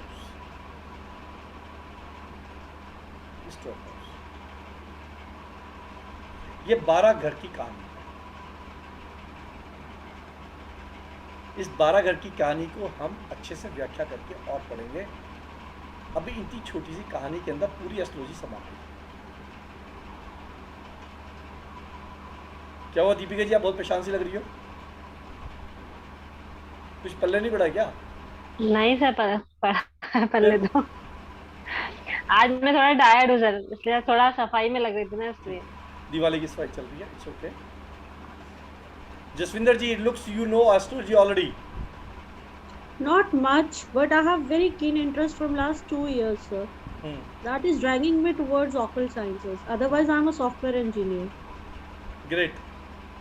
But I don't know why I'm getting tilted toward this science. From last 2 years, I'm trying to do it. To be honest with you, बहुत सारी friends ने बहुत सारे webinars बोले attend करके देखो and you might enrol. तो all honesty to my god, जितना मुझे आज समझ में आया कि 1 से 7वां घर मतलब 1 में 7वां पति, चौथी माँ, 10वां बाप. This was very simple for me and मुझे ऐसा लग रहा है शायद आई फाउंड माय मेंटर. अब ये बताओ आपको फ़ोन करके अपॉइंटमेंट कब लेनी है और एनरोल कब करना है. But I want to learn from ABCD. मुझे कुछ नहीं आता ऑनेस्टली, मैं झूठ नहीं बोलती. That's not me. हमने ABCD से शुरू किया है. मैं वही बता रही हूँ. पर जैसे अभी तो हम लोग एक वेबिनार में मिले हैं सर. ये वेबिनार नहीं है, ये लाइव क्लास है. नहीं, पर मुझे ज्वाइन करने राइट फ्रॉम वैदिक का ABCD to the extend I can learn. I really find your teaching very easy and very understandable. Thank you. अच्छा लगा. Thank you. आप अगर आपके पास, मैं नंबर यहाँ पे शेयर कर देता हूँ चैट पे, आप इस नंबर पे कल कॉल कर लीजिएगा. I'll definitely call sir because this time it's getting too late. I would not like to disturb you abhi, but definitely tomorrow. Can you please go ahead with the number 4 times 9 191195. What is the last part, sir? 19.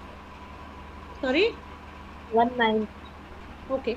Thank you for helping. 9999 Yes. 119519. ठीक है sir. इस पे आप कल call कर लेंगे तो आपको टीम हेल्प कर देगी एनरोलमेंट में. Sure, sir. call it between 10 to 5, they will help you. No issues. Tomorrow 10 to 5. ठीक है।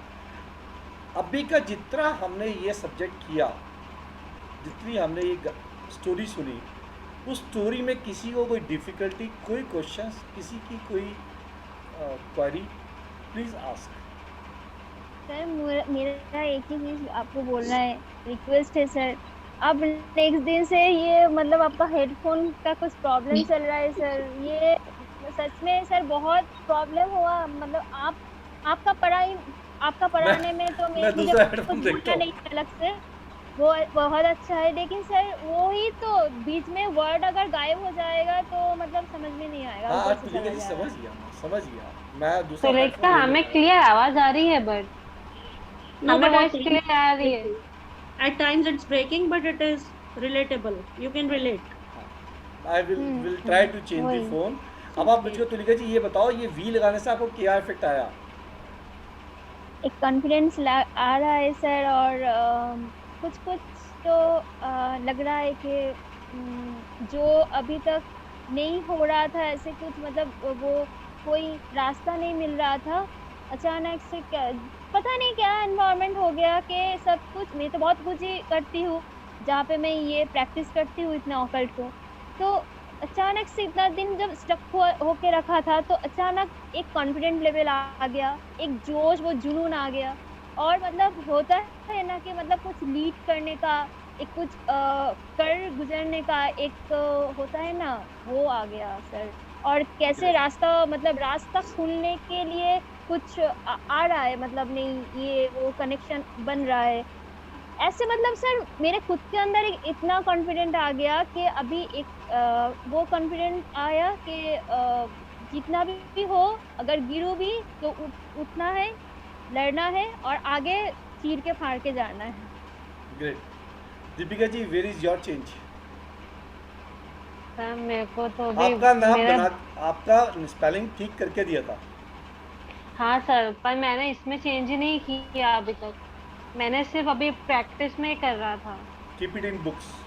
ऑलराइट, कि बुक्स में किया अभी तक मैंने बस। वही रखो बस, उसके यूज नहीं करोगे कुछ नहीं होगा। Sumit ji, where is your name spelling change? अच्छा, इसमें भी चेंज करना पड़ेगा अभी? योर वाइब्रेशंस वर्क्स एवरीवेयर, मेरे नाम में लिखा है ना। हाँ, वो ध्यान नहीं दिया सर मैंने, वो पहले तो आ जाता था, because it was coming with my email address. Now I don't know how this has come this time without. I didn't realize only. कोई बात नहीं। जसविंदर सिंह जी ने अपनी स्पेलिंग में डबल आर लिखा हुआ है। Are you talking Jaswinder about me? हाँ Yeah. जी, जसविंदर आप क्या नाम है यहाँ नहीं, पे? मैं सिंह नहीं लगाती, so I was like maybe there's some other person also with the same name on the class. नहीं, आप ही क्या नाम है? आपने डबल आर लिखा हुआ है यहाँ पे। जी। That's what we are saying. जी। And Manjeet Singh ji, Manpreet Singh. I'm not getting So you. is it Please good to unmute. put double R? Madam वो वाइब्रेशन से चेक करके देखना पड़ता है। We don't know the vibrations आपने यूज जो करी। Same here, मुझे भी नहीं पता. One of my friend has just learned numerology. She told me to add another R. So I was like, okay, there's no harm. I can try. But I don't know how she calculated. You can take help of our participant. They are expert in numerology now. Okay, Deepika, Definitely Tulika ji, tomorrow. Sumit ji, they are all expert in numerology. tomorrow. Sir हमें ना उसमें problem आ रहा है, मेरे को नाम change करने में इशू आ रहा है कि वो सॉफ्टवेयर के चक्कर में मैंने चेरेडियन के थ्रू ट्राई किया था सब, बस चेरेडियन के थ्रू बस वो 5 और 6 पे आके मेरी सुई अटक जाती चलो है इसको बस। बाद में करेंगे। मनप्रीत जी सिंह जी, सॉरी मनजीत, मनजीत सिंह जी, आप अपना नाम पूरा लिखा करें, उसका बड़ा यार वो इम्पैक्ट पता होता है। नहीं, आई डोंट नो वो कैसे हुआ है, बिकॉज जब मैंने उसको ज्वाइन किया तो वो अपने आप ही वो लेता गया, मैंने कुछ किया नहीं उसका। दैट्स व्हाई जब आप मेरे को बोल रहे थे एफ समथिंग, तो मैंने कहा पता नहीं किसी और को आप बोल रहे हो या आई डोंट नो, और वो पता नहीं चला। द मोमेंट आई जॉइंड तो नहीं, ये डी है, MAND, मनदीप।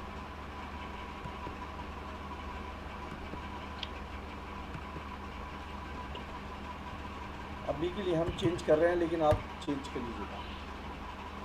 मनदीप हो गया, एक मिनट, अमेन मन MANDIT. Please unmute yourself. Sorry, MANDEET. अच्छा मंडी सही लिखा था फिर हमने, राइट. सो अभी हमें चेंज, अभी फॉर हमें पंजाब. ओके ठीक है, आप चेंज कर लीजिएगा नेक्स्ट टाइम. अभी हमने कर दिएगा. अभी जितना हमने चैप्टर किया है ये बड़ा बेसिक्स था. इसके ऊपर एक 2-3 स्लाइड्स है मैं आपको शेयर कर दूंगा. Nothing big to put the efforts in today subject. आगे आने वाले टाइम के अंदर मैं आपसे एक्सपेक्ट करूंगा कि आप अपना एक रजिस्टर बनाएं. दीपिका जी आपका म्यूट करें प्लीज़. अपना एक रजिस्टर बनाएं. उस रजिस्टर के अंदर हम तरीके से एक कारक को हम बताते जाएंगे, सिग्निफिकेटर्स को बताएंगे, आप उसमें नोट करें. उसकी मैं एक PDF भी दूंगा आपको. उस PDF में इतने कारक नहीं होंगे जितने कारक मैं आपको क्लास में करवाऊंगा. उसका रीज़न ये है, क्लास में जो मैं करवाऊंगा वो over of period of time मैं एक्सपीरियंस से भी होगा. बुक के अंदर वो लिटरेचर के रूप में होगा. वो थोड़े कारक होंगे, 10-10, 15-15 कारक होंगे बुक जो PDF के अंदर होंगे. But in verbal I will give you approximately 30 कारक्स पर एक्टिविटी. ठीक है. उन कारकों को आप चाहे तो बाद में फेयर करके लिखें, but that will help you a lot. क्योंकि जब हमने पढ़ा था हमने अपने कारक बनाए थे, सारे इकट्ठे किए थे, बाद में बैठ के उनको फेयर करके लिखते थे. उस टाइम पे हमें ऑडियो वीडियो कुछ नहीं मिलता था. अपने जो हमारे मास्टर जी बोल रहे हैं जो हमने लिख लिया ठीक है, जो नहीं लिखा वो पढ़ो. लाइक समथिंग लाइक आपको करना करो, नहीं करना मत करो. जयराम जी की तो हमारे मास्टर जी सिंपल बोलते थे, कुछ लिख के तो नहीं दूंगा, कुछ रिपीट नहीं करूँगा. अब कोई वीडियो रिकॉर्डिंग तो होती नहीं थी उसमें, लाइव क्लास होती थी ऑफलाइन. तो हमने जो सीखा वो मैं आपको तरीका बता रहा हूँ. हमने सारे कारकों को लिखते थे और घर में बैठ के इसको फेयर करते थे. उन कारकों को याद कर करके हमने प्रेडिक्शन सीखी है. अगर हमने कारक नहीं पकड़े हमें प्रेडिक्शन जिंदगी में नहीं आ सकती है, ये रूल है. तो आप क्या तरीका, आप चाहे उसको रफ लिख लो क्लास में, बाद में फेयर बड़ी कर लो, नहीं तो सीधा सीधा फेयर लिखो ताकि टाइम बच जाए आपका. और हो सके तो वीडियो को 1 बार 2 बार सुन लें. और PDF में आपको दूंगा. उस PDF के अंदर कुछ पार्ट उसके लिखे होंगे, कुछ हिंदी इंग्लिश में दूंगा, कुछ लिखे कुछ नहीं लिखे. But in totality I will give you in class verbally 30 to 40 कारक पर सब्जेक्ट. अब ये सब्जेक्ट कौन सा होंगे? आज हमने 12 भाव किए. इन 12 भाव के कारक होंगे. अगली क्लास होगी हमारी ट्यूसडे को, हम छुट्टी रखेंगे बिकॉज फेस्टिवल की वजह से. या हम कर भी सकते हैं लेट नाइट क्लास है, हमें कोई दिक्कत नहीं है क्योंकि फेस्टिवल नहीं तो फेस्टिवल की वजह से हम छुट्टी रखते हैं ट्यूसडे को. बट थर्सडे को हम क्लास करेंगे. नेक्स्ट थर्सडे को हम क्लास करेंगे. अभी वैसे टाइम है, अभी हम कंटिन्यू, चलो हम कंटिन्यू करते हैं. अब प्लैनेट्स के ऊपर जाएंगे. अभी हम फिर राशियों पे जाएंगे. कारक मैं आपको धीरे धीरे लिखाऊंगा. In the span of next 4 to 5 classes में हम सिर्फ कारक करेंगे. उसके बाद हम देखेंगे आगे मांगलिक कैसे देखते हैं, काल सर्प दोष कैसे देखते हैं, और विभिन्न प्रकार की तरीकों को कैसे देखते हैं, युगों को हम कैसे देखते हैं. फिर हम आगे क्लासेज देखेंगे. ठीक है. अब एक बात समझें, 2 लोग हैं, एक स्त्री और एक पुरुष. दोनों का मिलाप हुआ तो बच्चा है. स्त्री को हम मान लेते हैं चंद्रमा और पुरुष को हम मान लेते हैं सूर्य. स्त्री पुरुष आए, दोनों का मिलाप आया तो आया बच्चा. अब बच्चा आया तो बच्चे की पुत्रवधू आई. अब फैमिली बन गई, माता पिता बच्चा पुत्रवधू, फैमिली बन गई. इसके बाद क्या चाहिए? इसके बाद हमारे को एक ऐसा व्यक्ति चाहिए जो हमारी सुरक्षा करे. तो राजा रानी का बच्चा प्रिंस, प्रिंस की पुत्रवधू प्रिंसेस. ठीक है जी. अब चाहिए हमें सेनापति. हमारी रक्षा होगी ना तभी तो सेनापति आएगा जो हमारी कमांडिंग ऑफिसर के रूप में काम करेगा. ये यहाँ तक का बनने के बाद अब हमें चाहिए एक ऐसा सलाहकार जो हमें समय समय पे ये बताए कि क्या सही और क्या गलत. हमें दुनिया की खबरों के बारे में बताए, हमारा मार्गदर्शन करें. तो आ गए हमारे गुरुदेव, गुरुआचार्य. जब ये पूरी चीज़ बन गई तो हमें अब अपने कार्य के लिए हमें क्या चाहिए? नौकर चाकर, हमें सिपाही चाहिए, हमें वो लोग चाहिए जिसको हम फ्रंट फोर्स कहते हैं, वो लोग चाहिए। अब इनको प्लैनेट पे डाल देते हैं। तो राजा रानी, राजा सूर्य, रानी चंद्रमा, दोनों का मिलन हुआ, बच्चा आया, बच्चा बुध, बुध प्रिंस के रूप में आया, बुध की पुत्रवधू आई प्रिंसेस शुक्र। तो जो बच्चा हो, बच्चे का जो रूप हुआ, आप समझ रहा, रूप को समझ रहा उस चीज़ों के। राजा इज सूर्य, यानी कि शासक। जो सूर्य जो शासक होगा, तभी जो IPS अधिकारी या फिर जो मिनिस्टरशिप होती है या सरकारी तंत्र होता है, वो राजा से देखा जाता है। जितनी भी फोर्सेस होती हैं जिसमें सुप्रीम पावर के रूप में काम हो रही होती है, वो राजा से देखी जाती है। दैट इज सूर्य उसमें एक महत्वपूर्ण योगदान निभाता है। रानी माता चंचल होती है। पुरानी पिक्चरों की निरूपा राय सबको गोद में ले लो, यानी कि हर व्यक्ति के साथ मिलनसार, हर एक को अपने दायरे में लेके चलो। राजमाता, ठीक, तो ममता से भरी, ममता जिसकी झोली में हर व्यक्ति समा जाए, राजमाता चंद्रमा। दोनों के मिलन से बच्चे का जन्म हुआ, पुत्र या प्रिंस, बुद्धि, बुध। जो छोटे बच्चे हुए, छोटी कन्याएं हुई, बुध। जब प्रिंस का जन्म हुआ, प्रिंस की शादी हुई, तो पुत्र वधू आई, शुक्र। शुक्र मतलब वीनस। यंग लेडीज, शुक्र को दर्शाती हैं। एजेड लेडीज चंद्रमा को दर्शाती हैं। माता तुल्य महिला चंद्रमा। अपनी बीबी तुल्य महिला शुक्र, अपनी बीबी। सर क्या बोला आपने? ये मैंने बोला शुक्र, नहीं, कौन सा तुल्य है? अपनी बीबी तुल्य, अपनी वाइफ के बराबर, अरे बाजू वाले के लिए। अच्छा अच्छा, ओके ओके। ठीक। तो द पॉइंट ऑफ सेइंग, आकर्षण, शुक्र। अब हमें सुरक्षा के लिए मस्कुलर पावर चाहिए। सुरक्षा के लिए मस्कुलर पावर चाहिए, सेनापति, कमांडर, यानी कि मंगल। मंगल मस्कुलिन पावर, मंगल। अब हमारे को चाहिए मार्गदर्शन, समय समय पे ज्ञान, गुरुदेव, बृहस्पति देव, जुपिटर।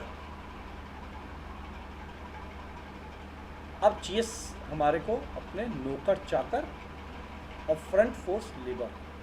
केतु, नहीं, शनि, शनि, शनि।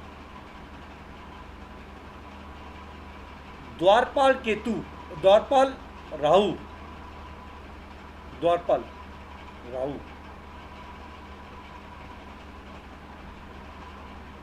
और जब समाधि की अवस्था में गए तो केतु।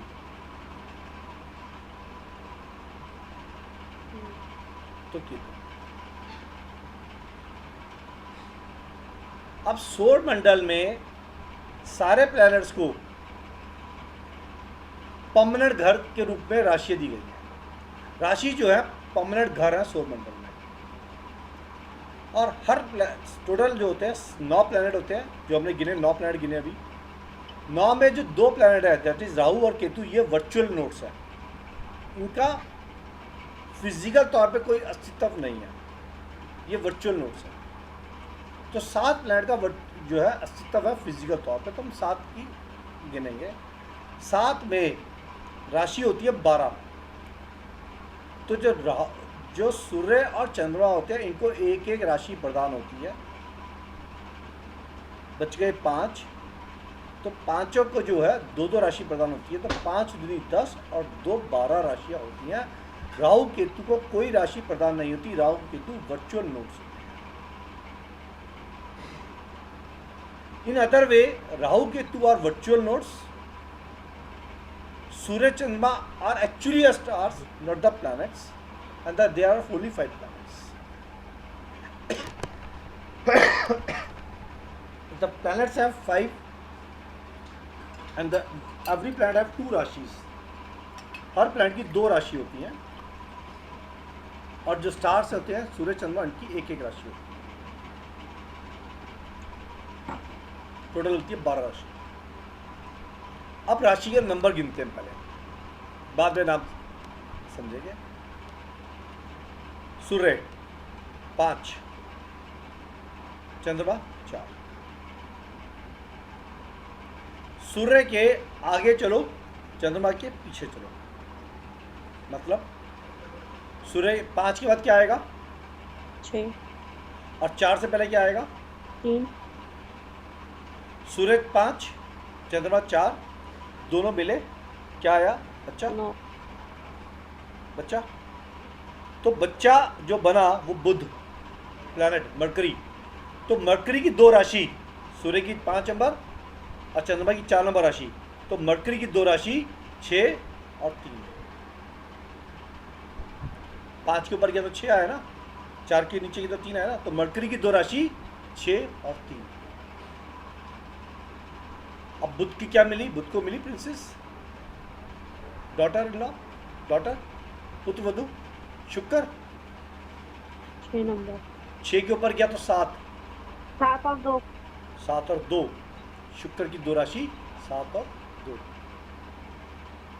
ठीक, अब शुक्र के बाद आया मंगल, कमांडर इन चीफ, सेनापति। 7 के ऊपर गया तो 8 8 पर भी। और नीचे गया तो 1, नीचे गया तो 1, तो आ गया मंगल।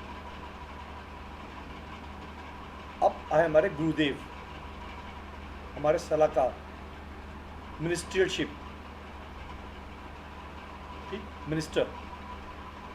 तो 8 के ऊपर गया तो 9, 1 के नीचे गया तो 12, क्योंकि 12 होती है टोटल। तो 9 और 12 गुरुदेव। अब हमारे आई लेबर, फ्रंट फील्ड, हमारे सिपाही। ये गुरुदेव वाला और 11।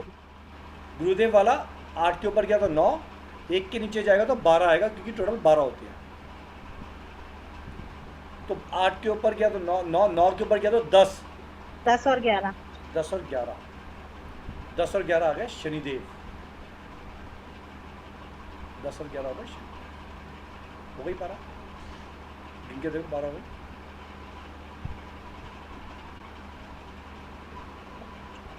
इजी, या याद हो गई? राशियों के नंबर, प्लैनेट और राशियों के नंबर याद हो गए? हाँ ना, may be, may not be, याद हो गए? अब इनके नाम होंगे, नाम अगली बार कर लेंगे, इतना आसान है। और अगर सर इसमें प्लैनेट आए बुध शुक्र मंगल, राइट? और इनकी राशियां हमने नंबर सुनी थी 3 6 या 7 2 लाइक। हाँ, तो प्लैनेट थे 5, 2 थे स्टार, स्टार को हमने माता पिता बना दिया। 5 प्लैनेट थे, 5 प्लैनेट की 10 राशियों को डिफाइन कर दिया। बस हमारे 7 प्लैनेट 7 पूरे हो गए। और राहु केतु जो है वो वर्चुअल नोड्स है, हो गए। But sir, do they give any impact on anybody's Rashi whenever they keep on moving, though they are virtual? Yes yes, आज की दुनिया चला ही राहु रहा है। हाँ, अभी हम राहु के माध्यम से मिले हैं। एग्जैक्टली, तो करेंगे उसकी तहकीकात भी करेंगे, ठीक है। बट ये कॉम्बिनेशन क्लियर है, इजी टू अंडरस्टैंड, याद रहेगा हमेशा। नहीं रहेगा तो आपसे पूछ लेंगे, you're here only. But it's easier to learn this way. Very logical also. और ये आपको समझ में आ जाएगा जैसे जैसे समझोगे ना, एक्चुअली पूरा पैटर्न ही ऐसा चलता है। आप समझना, मैंने आपको शुक्र बताया, मैंने आपको सूर्य बताया, चंद्रमा बताया, बुध प्रिंस, हमेशा अपड़ा दबड़ी, इंटेलेक्चुअल, मनमोजी, जिद्दी, अपने मन की, जुगाड़ू, ठीक, झूठ बोलना, चमक, बड़े ही टेक्टफुली,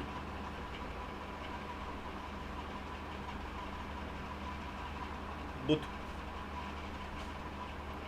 शुक्र पुत्रवधु, अट्रैक्शन पावर, फिल्म इंडस्ट्री की हीरोइन या बॉलीवुड एक्ट्रेसेस या TV actresses, anything which give a immediate impact of attraction, लाल रंग, ऐसा कलर जो आपको instant, pink, hard pink colour, immediate attraction, आग, फायर, अट्रैक्शन, फायर में अट्रैक्शन है,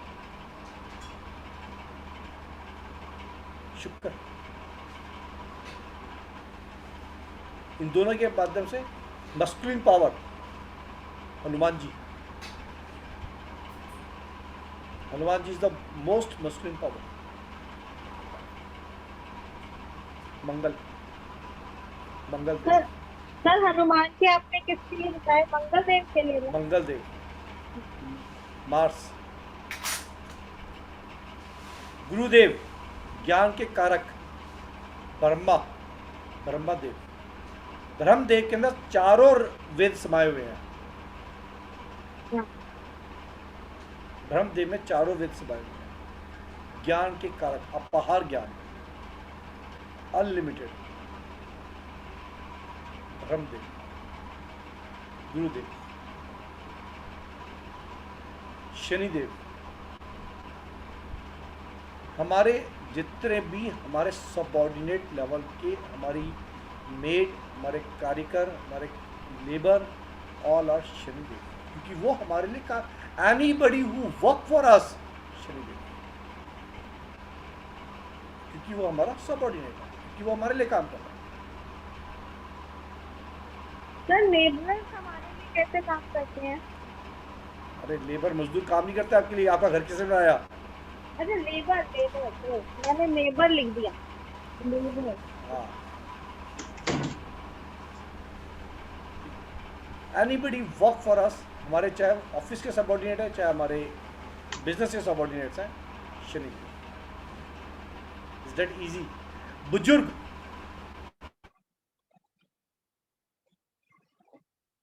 शनि, घर का, क्योंकि जो बुजुर्ग होगा वो धीमा धीमा लेकिन ऐसी बात करेगा जो कि 100% की बात होगी, slowest, slow, very slow. Rahu, तो जो बुजुर्ग हैं वो भी शनि में आएंगे? क्या बोला कौन उसने? कौन? जो Who? बुजुर्ग बोला, बुजुर्ग, यस यस, घर के जो बुजुर्ग जिनकी उम्र 70 साल 75 साल, एक जो घर के बुजुर्ग 60 साल के दायरे में, इट इंडिकेट्स लाइक एज, तो एक इंडिकेशन है, जो लोग ज्ञान दे रहे हैं, मतलब एक्टिव हैं, ज्ञान दे रहे हैं और कुछ बातें कर रहे हैं, वो है गुरुदेव।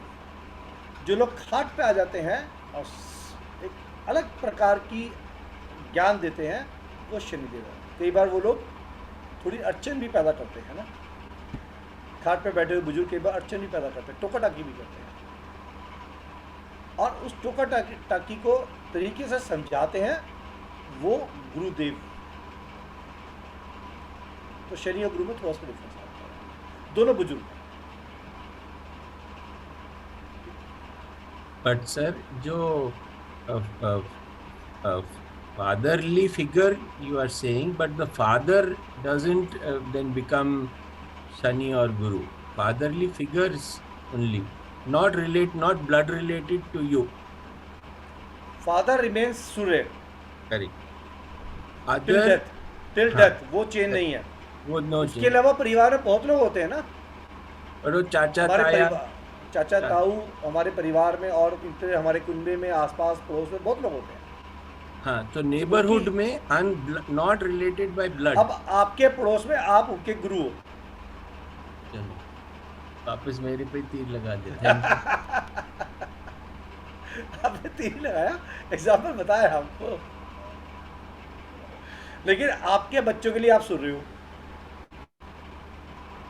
So that's what I meant, sir, that the neighborhood not related by blood will be in this other category. Sir blood के साथ भी होता है, मान लो आपके आपके भाई के बच्चे होंगे तो मैं ताया हो गया, तो उनके ताया लिए, तो फिर शनि नहीं हुआ। हाँ तो ब्लड में, अरे तो ब्लड में आएगा, लेकिन आप उसके में जुपिटर का काम कर रहे हो ना, कि आपकी एक्टिविटी के अनुसार आप जुपिटर के काम कर रहे हो। और जब मैं खटिया पे पड़ जाऊंगा तो फिर मैं तो शनि हो बन जाओगे, जाऊँ। तो आप शनि बन जाओगे।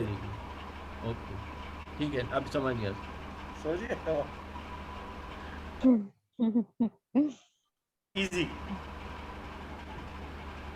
ठीक, राहु,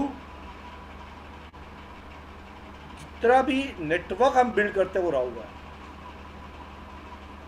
नेटवर्क इज राहु। अब any network which is wireless, आज की तारीख में मोबाइल फोन्स, कम्युनिकेशन मीडिया, सब राहु है। मोबाइल सबसे बड़ा राहु है, जी मोबाइल राहु है, लेकिन सारे काम तो वही पूरे कर रहा है। तभी तो मैं बोला था कि आज की दुनिया ही राहु है। ओके, और Ketu,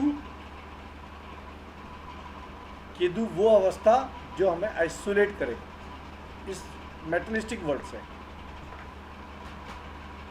and that comes with 3 things जो मैंने शुरू में बताई थी। मेडिटेशन पावर, मेडिटेट करता है इंसान आइसोलेट हो जाता है। किसी प्रकार की विदेश की यात्रा या जेल की यात्रा या कारागार की यात्रा करता है तो आइसोलेट हो जाता है। That is Ketu. मोक्ष केतु। जिसनर सिंह जी को नींद आ रही है, तो आज की सभा को यहाँ पे हम समाप्त करेंगे। अब इसके आगे नहीं करेंगे, इससे आगे अगली क्लास में करेंगे। देखिए छोटी सी स्टोरी आपको कैसी लगी? Very attractive. इजी टू और understand? easy to, yeah, it was definitely easy to understand. मुझे एक्चुअली यही नहीं समझ आता था कि लोग कैसे घुमा देते हैं इसका इसके साथ 8 का 9 के साथ 9 का, व्हाट इज दिस 8 का 9 9 का है। नाउ आई कुड कोरिलेट कि this is 4, this is 5, you go beyond, you come down, so it makes sense and easy to understand and to even keep that in your mind. That's how you calculate, and it comes to your mind immediately. Okay, this side go down, this side go up. वो जो numbers बोलते हैं ना लोग, 8वें का इसके साथ इसके का, इट इज सो कंफ्यूजिंग कि at times you are like अरे सब याद किया था, कैसे कंफ्यूज हो गया, because you don't have any logic in your mind. But if you have the logical understanding, you don't go wrong anywhere in the life. Make sense, at least for me, at least for me. Mandeep ji, आपने पहली बार पढ़ी, आपको कैसा लगा subject? यार अभी धीरे धीरे थोड़ा थोड़ा तो समझ में आ रहा है, इंटरेस्ट बन रहा है उसके अंदर. जितना हमने आज किया उतना इजी था।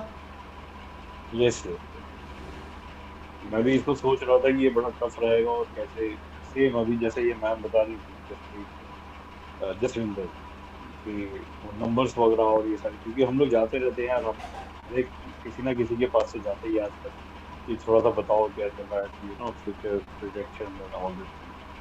तो वहाँ पर हर बार ये लगता था यार ये कैसे करते हैं, it's very tough numbers and सारे चीज. बट अब थोड़ा सा इजी लग रहा है कि यार कर पाऊंगा. It's very easy, it's very easy. Thanks to you. Sir से कोई भी सब्जेक्ट पढ़ा वो इजी हो जाता है। थोड़ा सा प्रैक्टिस करेंगे तो और ज्यादा इजी लगेगा। मतलब समझ आ, बट हमें मतलब प्रैक्टिस लग रहा है, प्रैक्टिस चाहिए बस। Astrology is all about practice. Astrology is all about practice. जैसे जैसे धीरे धीरे हम आगे पढ़ेंगे, मैं आपको 2 चीज़ों के लिए साथ में बोलूँगा जो अभी तक मैंने बोली उसके अलावा, कि आप अपनी और एटलीस्ट एक और पत्री चाहिए तो अपने स्पाउस की पकड़ के रखो या किसी और की पकड़ के रखो। बेस्ट है सर उसी को एनालिसिस करना, अगर वो एनालिसिस हो गया तो जिंदगी is sorted, otherwise it is complicated. अब जिसका स्पाउस है वो अपने बॉयफ्रेंड गर्लफ्रेंड की पकड़ के रखे। इस उम्र में कहाँ बॉयफ्रेंड मिलता है सर, इस उम्र में तो बच्चे और पति निभ जाए वही बहुत है इस जन्म। ठीक है, तो 2 पत्री को पकड़ के रखें, लेकिन उसके अंदर ही नहीं घुसे रहना, ये ध्यान रखना। हमारे मास्टर जी ने हमें सिखाया था, उन्होंने बोला था 1 साल तक पत्री नहीं देखी। हम भी जिद्दी थे, साथ साथ देखते रहते बिना बताए। क्यूरियोसिटी होती है सर, होती है। When you learn something you try to get it more. हमारे मास्टर जी ने सीधा रूल बताया था 1 साल तक पत्री नहीं देखोगे। अब हम बिना बताए उनको, सारे पूरा बैच हम बिना बताए उनको पत्री देखते थे और उनको भी पता था ये पत्री देखते हैं, बट हमें ऐसा लगा कि जितनी साथ साथ हम समझते जाएंगे और अपनी पत्री को अंडरस्टैंड करेंगे तो हम याद कर पाएंगे, नहीं तो याद नहीं होगा। मेरे पास मेरी पत्री नहीं है, I don't have a horoscope till date. अब क्या date of birth, time of birth, place of birth है तो हम बना के दे देंगे, बना देंगे, सबकी बना के हम चार्ट पे डाल देंगे, उसका प्रिंट आउट या कॉपी में आप नोट कर लेना। पर सर अभी आप बोल रहे हो देखनी नहीं है 1 साल तक, फिर तो चीटिंग हो जाएगी। मैंने बोला, हमारे मास्टर जी ने बोला था ये बात। हमारे भी आपके मास्टर जी हो, सो विल हमारे नहीं हमारे मास्टर जी बहुत अच्छे हैं, ये मास्टर जी चीटिंग भी करने के लिए बोलते हैं। अरे बाप रे, फ्लेक्सिबल है। ठीक है। ये सारे मेरे से पहले कई बार पढ़ चुके, तो ये जो अभी प्लैनेट्स का जो अभी सर स्टोरी बोले ना, हम लोग इससे पहले मतलब ये स्टोरी सर से बार बार सुन के, मतलब ये तो मैं भी बोल रही थी बीच, बट मुझे तो एक बार भी काफी समझ आया। आई एम लाइक या I can absorb this. Right. So लेकिन मेरा रिक्वेस्ट आपसे ये होगा कि आप अपनी पत्री पे अटकना मत। अगर आप अपनी पत्री पे अटक गए तो आप चैप्टर लूज करोगे। सिर्फ जहाँ तक समझ में आए चलते चले आना, नहीं समझ में छोड़ के आगे बढ़ जाना। Do not get stuck on your chart. Sir I have a question for you. Yes, I've heard, I'm not sure because I'm not an astrological person. There are 4 kind of kundlis. First is your Vedic, second is your BNN, which is Bhrigu Nandinadi, I assume. Third is your KP, and the fourth is your Lal Kitab. Do you cover all those 4 batches of? Gemini astrology भी आती है। मुझे नहीं पता, मुझे तो 4 ही सुनने में है। मैं बता रहा हूँ। Okay. ठीक है। And what is that, sir? इसके बाद नाड़ी के वेरियस वर्जन्स आते हैं, नाड़ी एस्ट्रोलॉजी के। But once you इसके अलावा बास्कन थ्योरी आती है, इसके अलावा त्रिभागी दशा आती है, इसके अलावा योगी दशा आती है। पत्री को एनालिसिस करते हैं, do we use all those 8 roots of it? मेरे को मौका दिया जाए बोलने का, मैं बताऊँ। मेरे को मौका दोगे तो ज़्यादा अच्छा समझ आएगा। दीपिका मैं तो चुप हूँ आज तो। आज मेरी एनर्जी डाउन है इसलिए। तो मैं ये कह रहा हूँ आपको, जितने भी आपने नाम लिए ना, मैंने शुरू में क्या बताया था, वैदिक साइंस मदर है, माँ है, जननी है। इसके ऊपर इमारत जब खड़ी होती है तो वो डिफरेंट ब्रांचेस के रूप में जाती है। तो जो आपने बताई भृगुनंदी नाड़ी, KP, Lal Kitab, these are branches. It is something like one of a person did MBBS।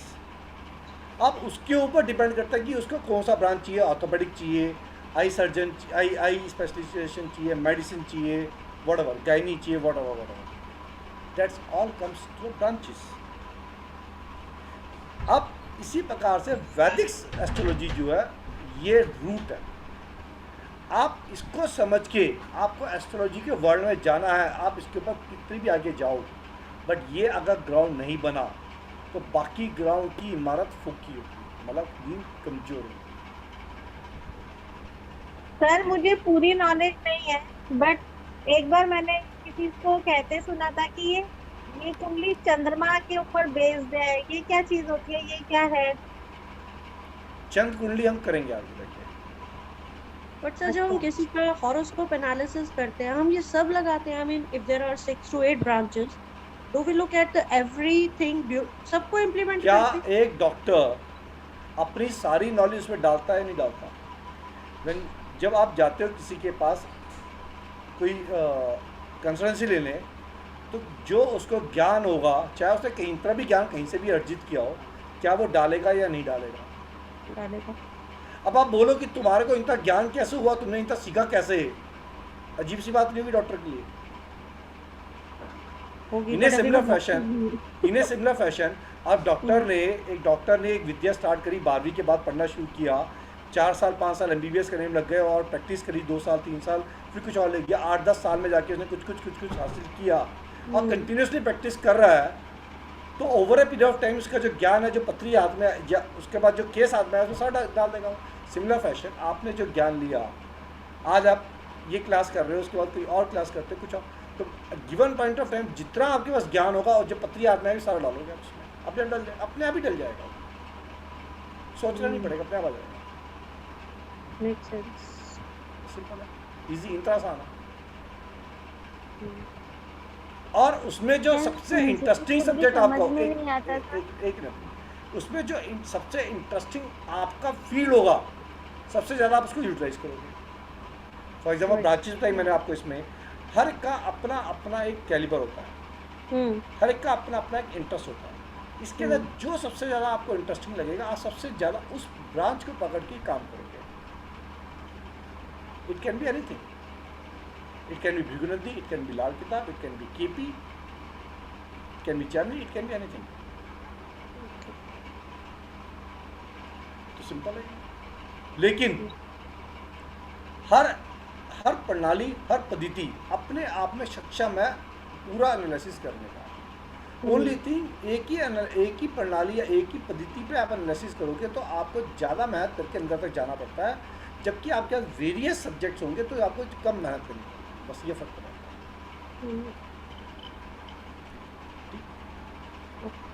Tulika जी बोलो।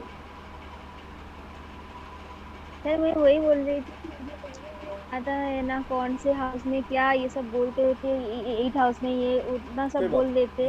अभी मैं ये होगी तो ये मुझे भी आएगा कि क्या क्या है या नहीं है। मैं बहुत इंटरेस्टेड हूँ सर। नीना जी आप बोले। सर ये क्लास का टाइम थोड़ा जल्दी हो सकता है क्या? बहुत नींद आ जाएगी बीच में, जो टॉपिक समझ नहीं आएगा ना वहाँ सो जाएंगे हम। आज तो थोड़ी बातों में टाइम लग गया, नहीं तो इतना टाइम लगेगा नहीं, हम पौने 12 तक क्लास खत्म कर देंगे। पौने 12 जल्दी? सर सुबह 4-5 बजे उठना होता है, 12 बजे तक कैसे चलेगा? थोड़ा जल्दी कर लो ना सर हम प्लीज। 9:30 बजे कर सकते हैं, इससे पहले तो नहीं हो पाएगा। हम 9:30 बजे स्टार्ट कर सकते हैं क्लास। ठीक है सर, 9:30 कर दीजिए प्लीज। ठीक है, थोड़ा जल्दी होगा तो थोड़ा जल्दी फ्री हो मुझे ऑफिस से आने में 8 साढ़े 8 बज जाते हैं, तो हम 9:30 तक स्टार्ट कर सकते हैं। ठीक है सर, ठीक है 9:30 तक। ठीक है, डन। अब ये डिपेंड आपके ऊपर करता है कि आपको 11:15 खत्म करनी है, 11:30 करनी है, 12:30 करनी है। That is closing is your hand, it is not in my hand.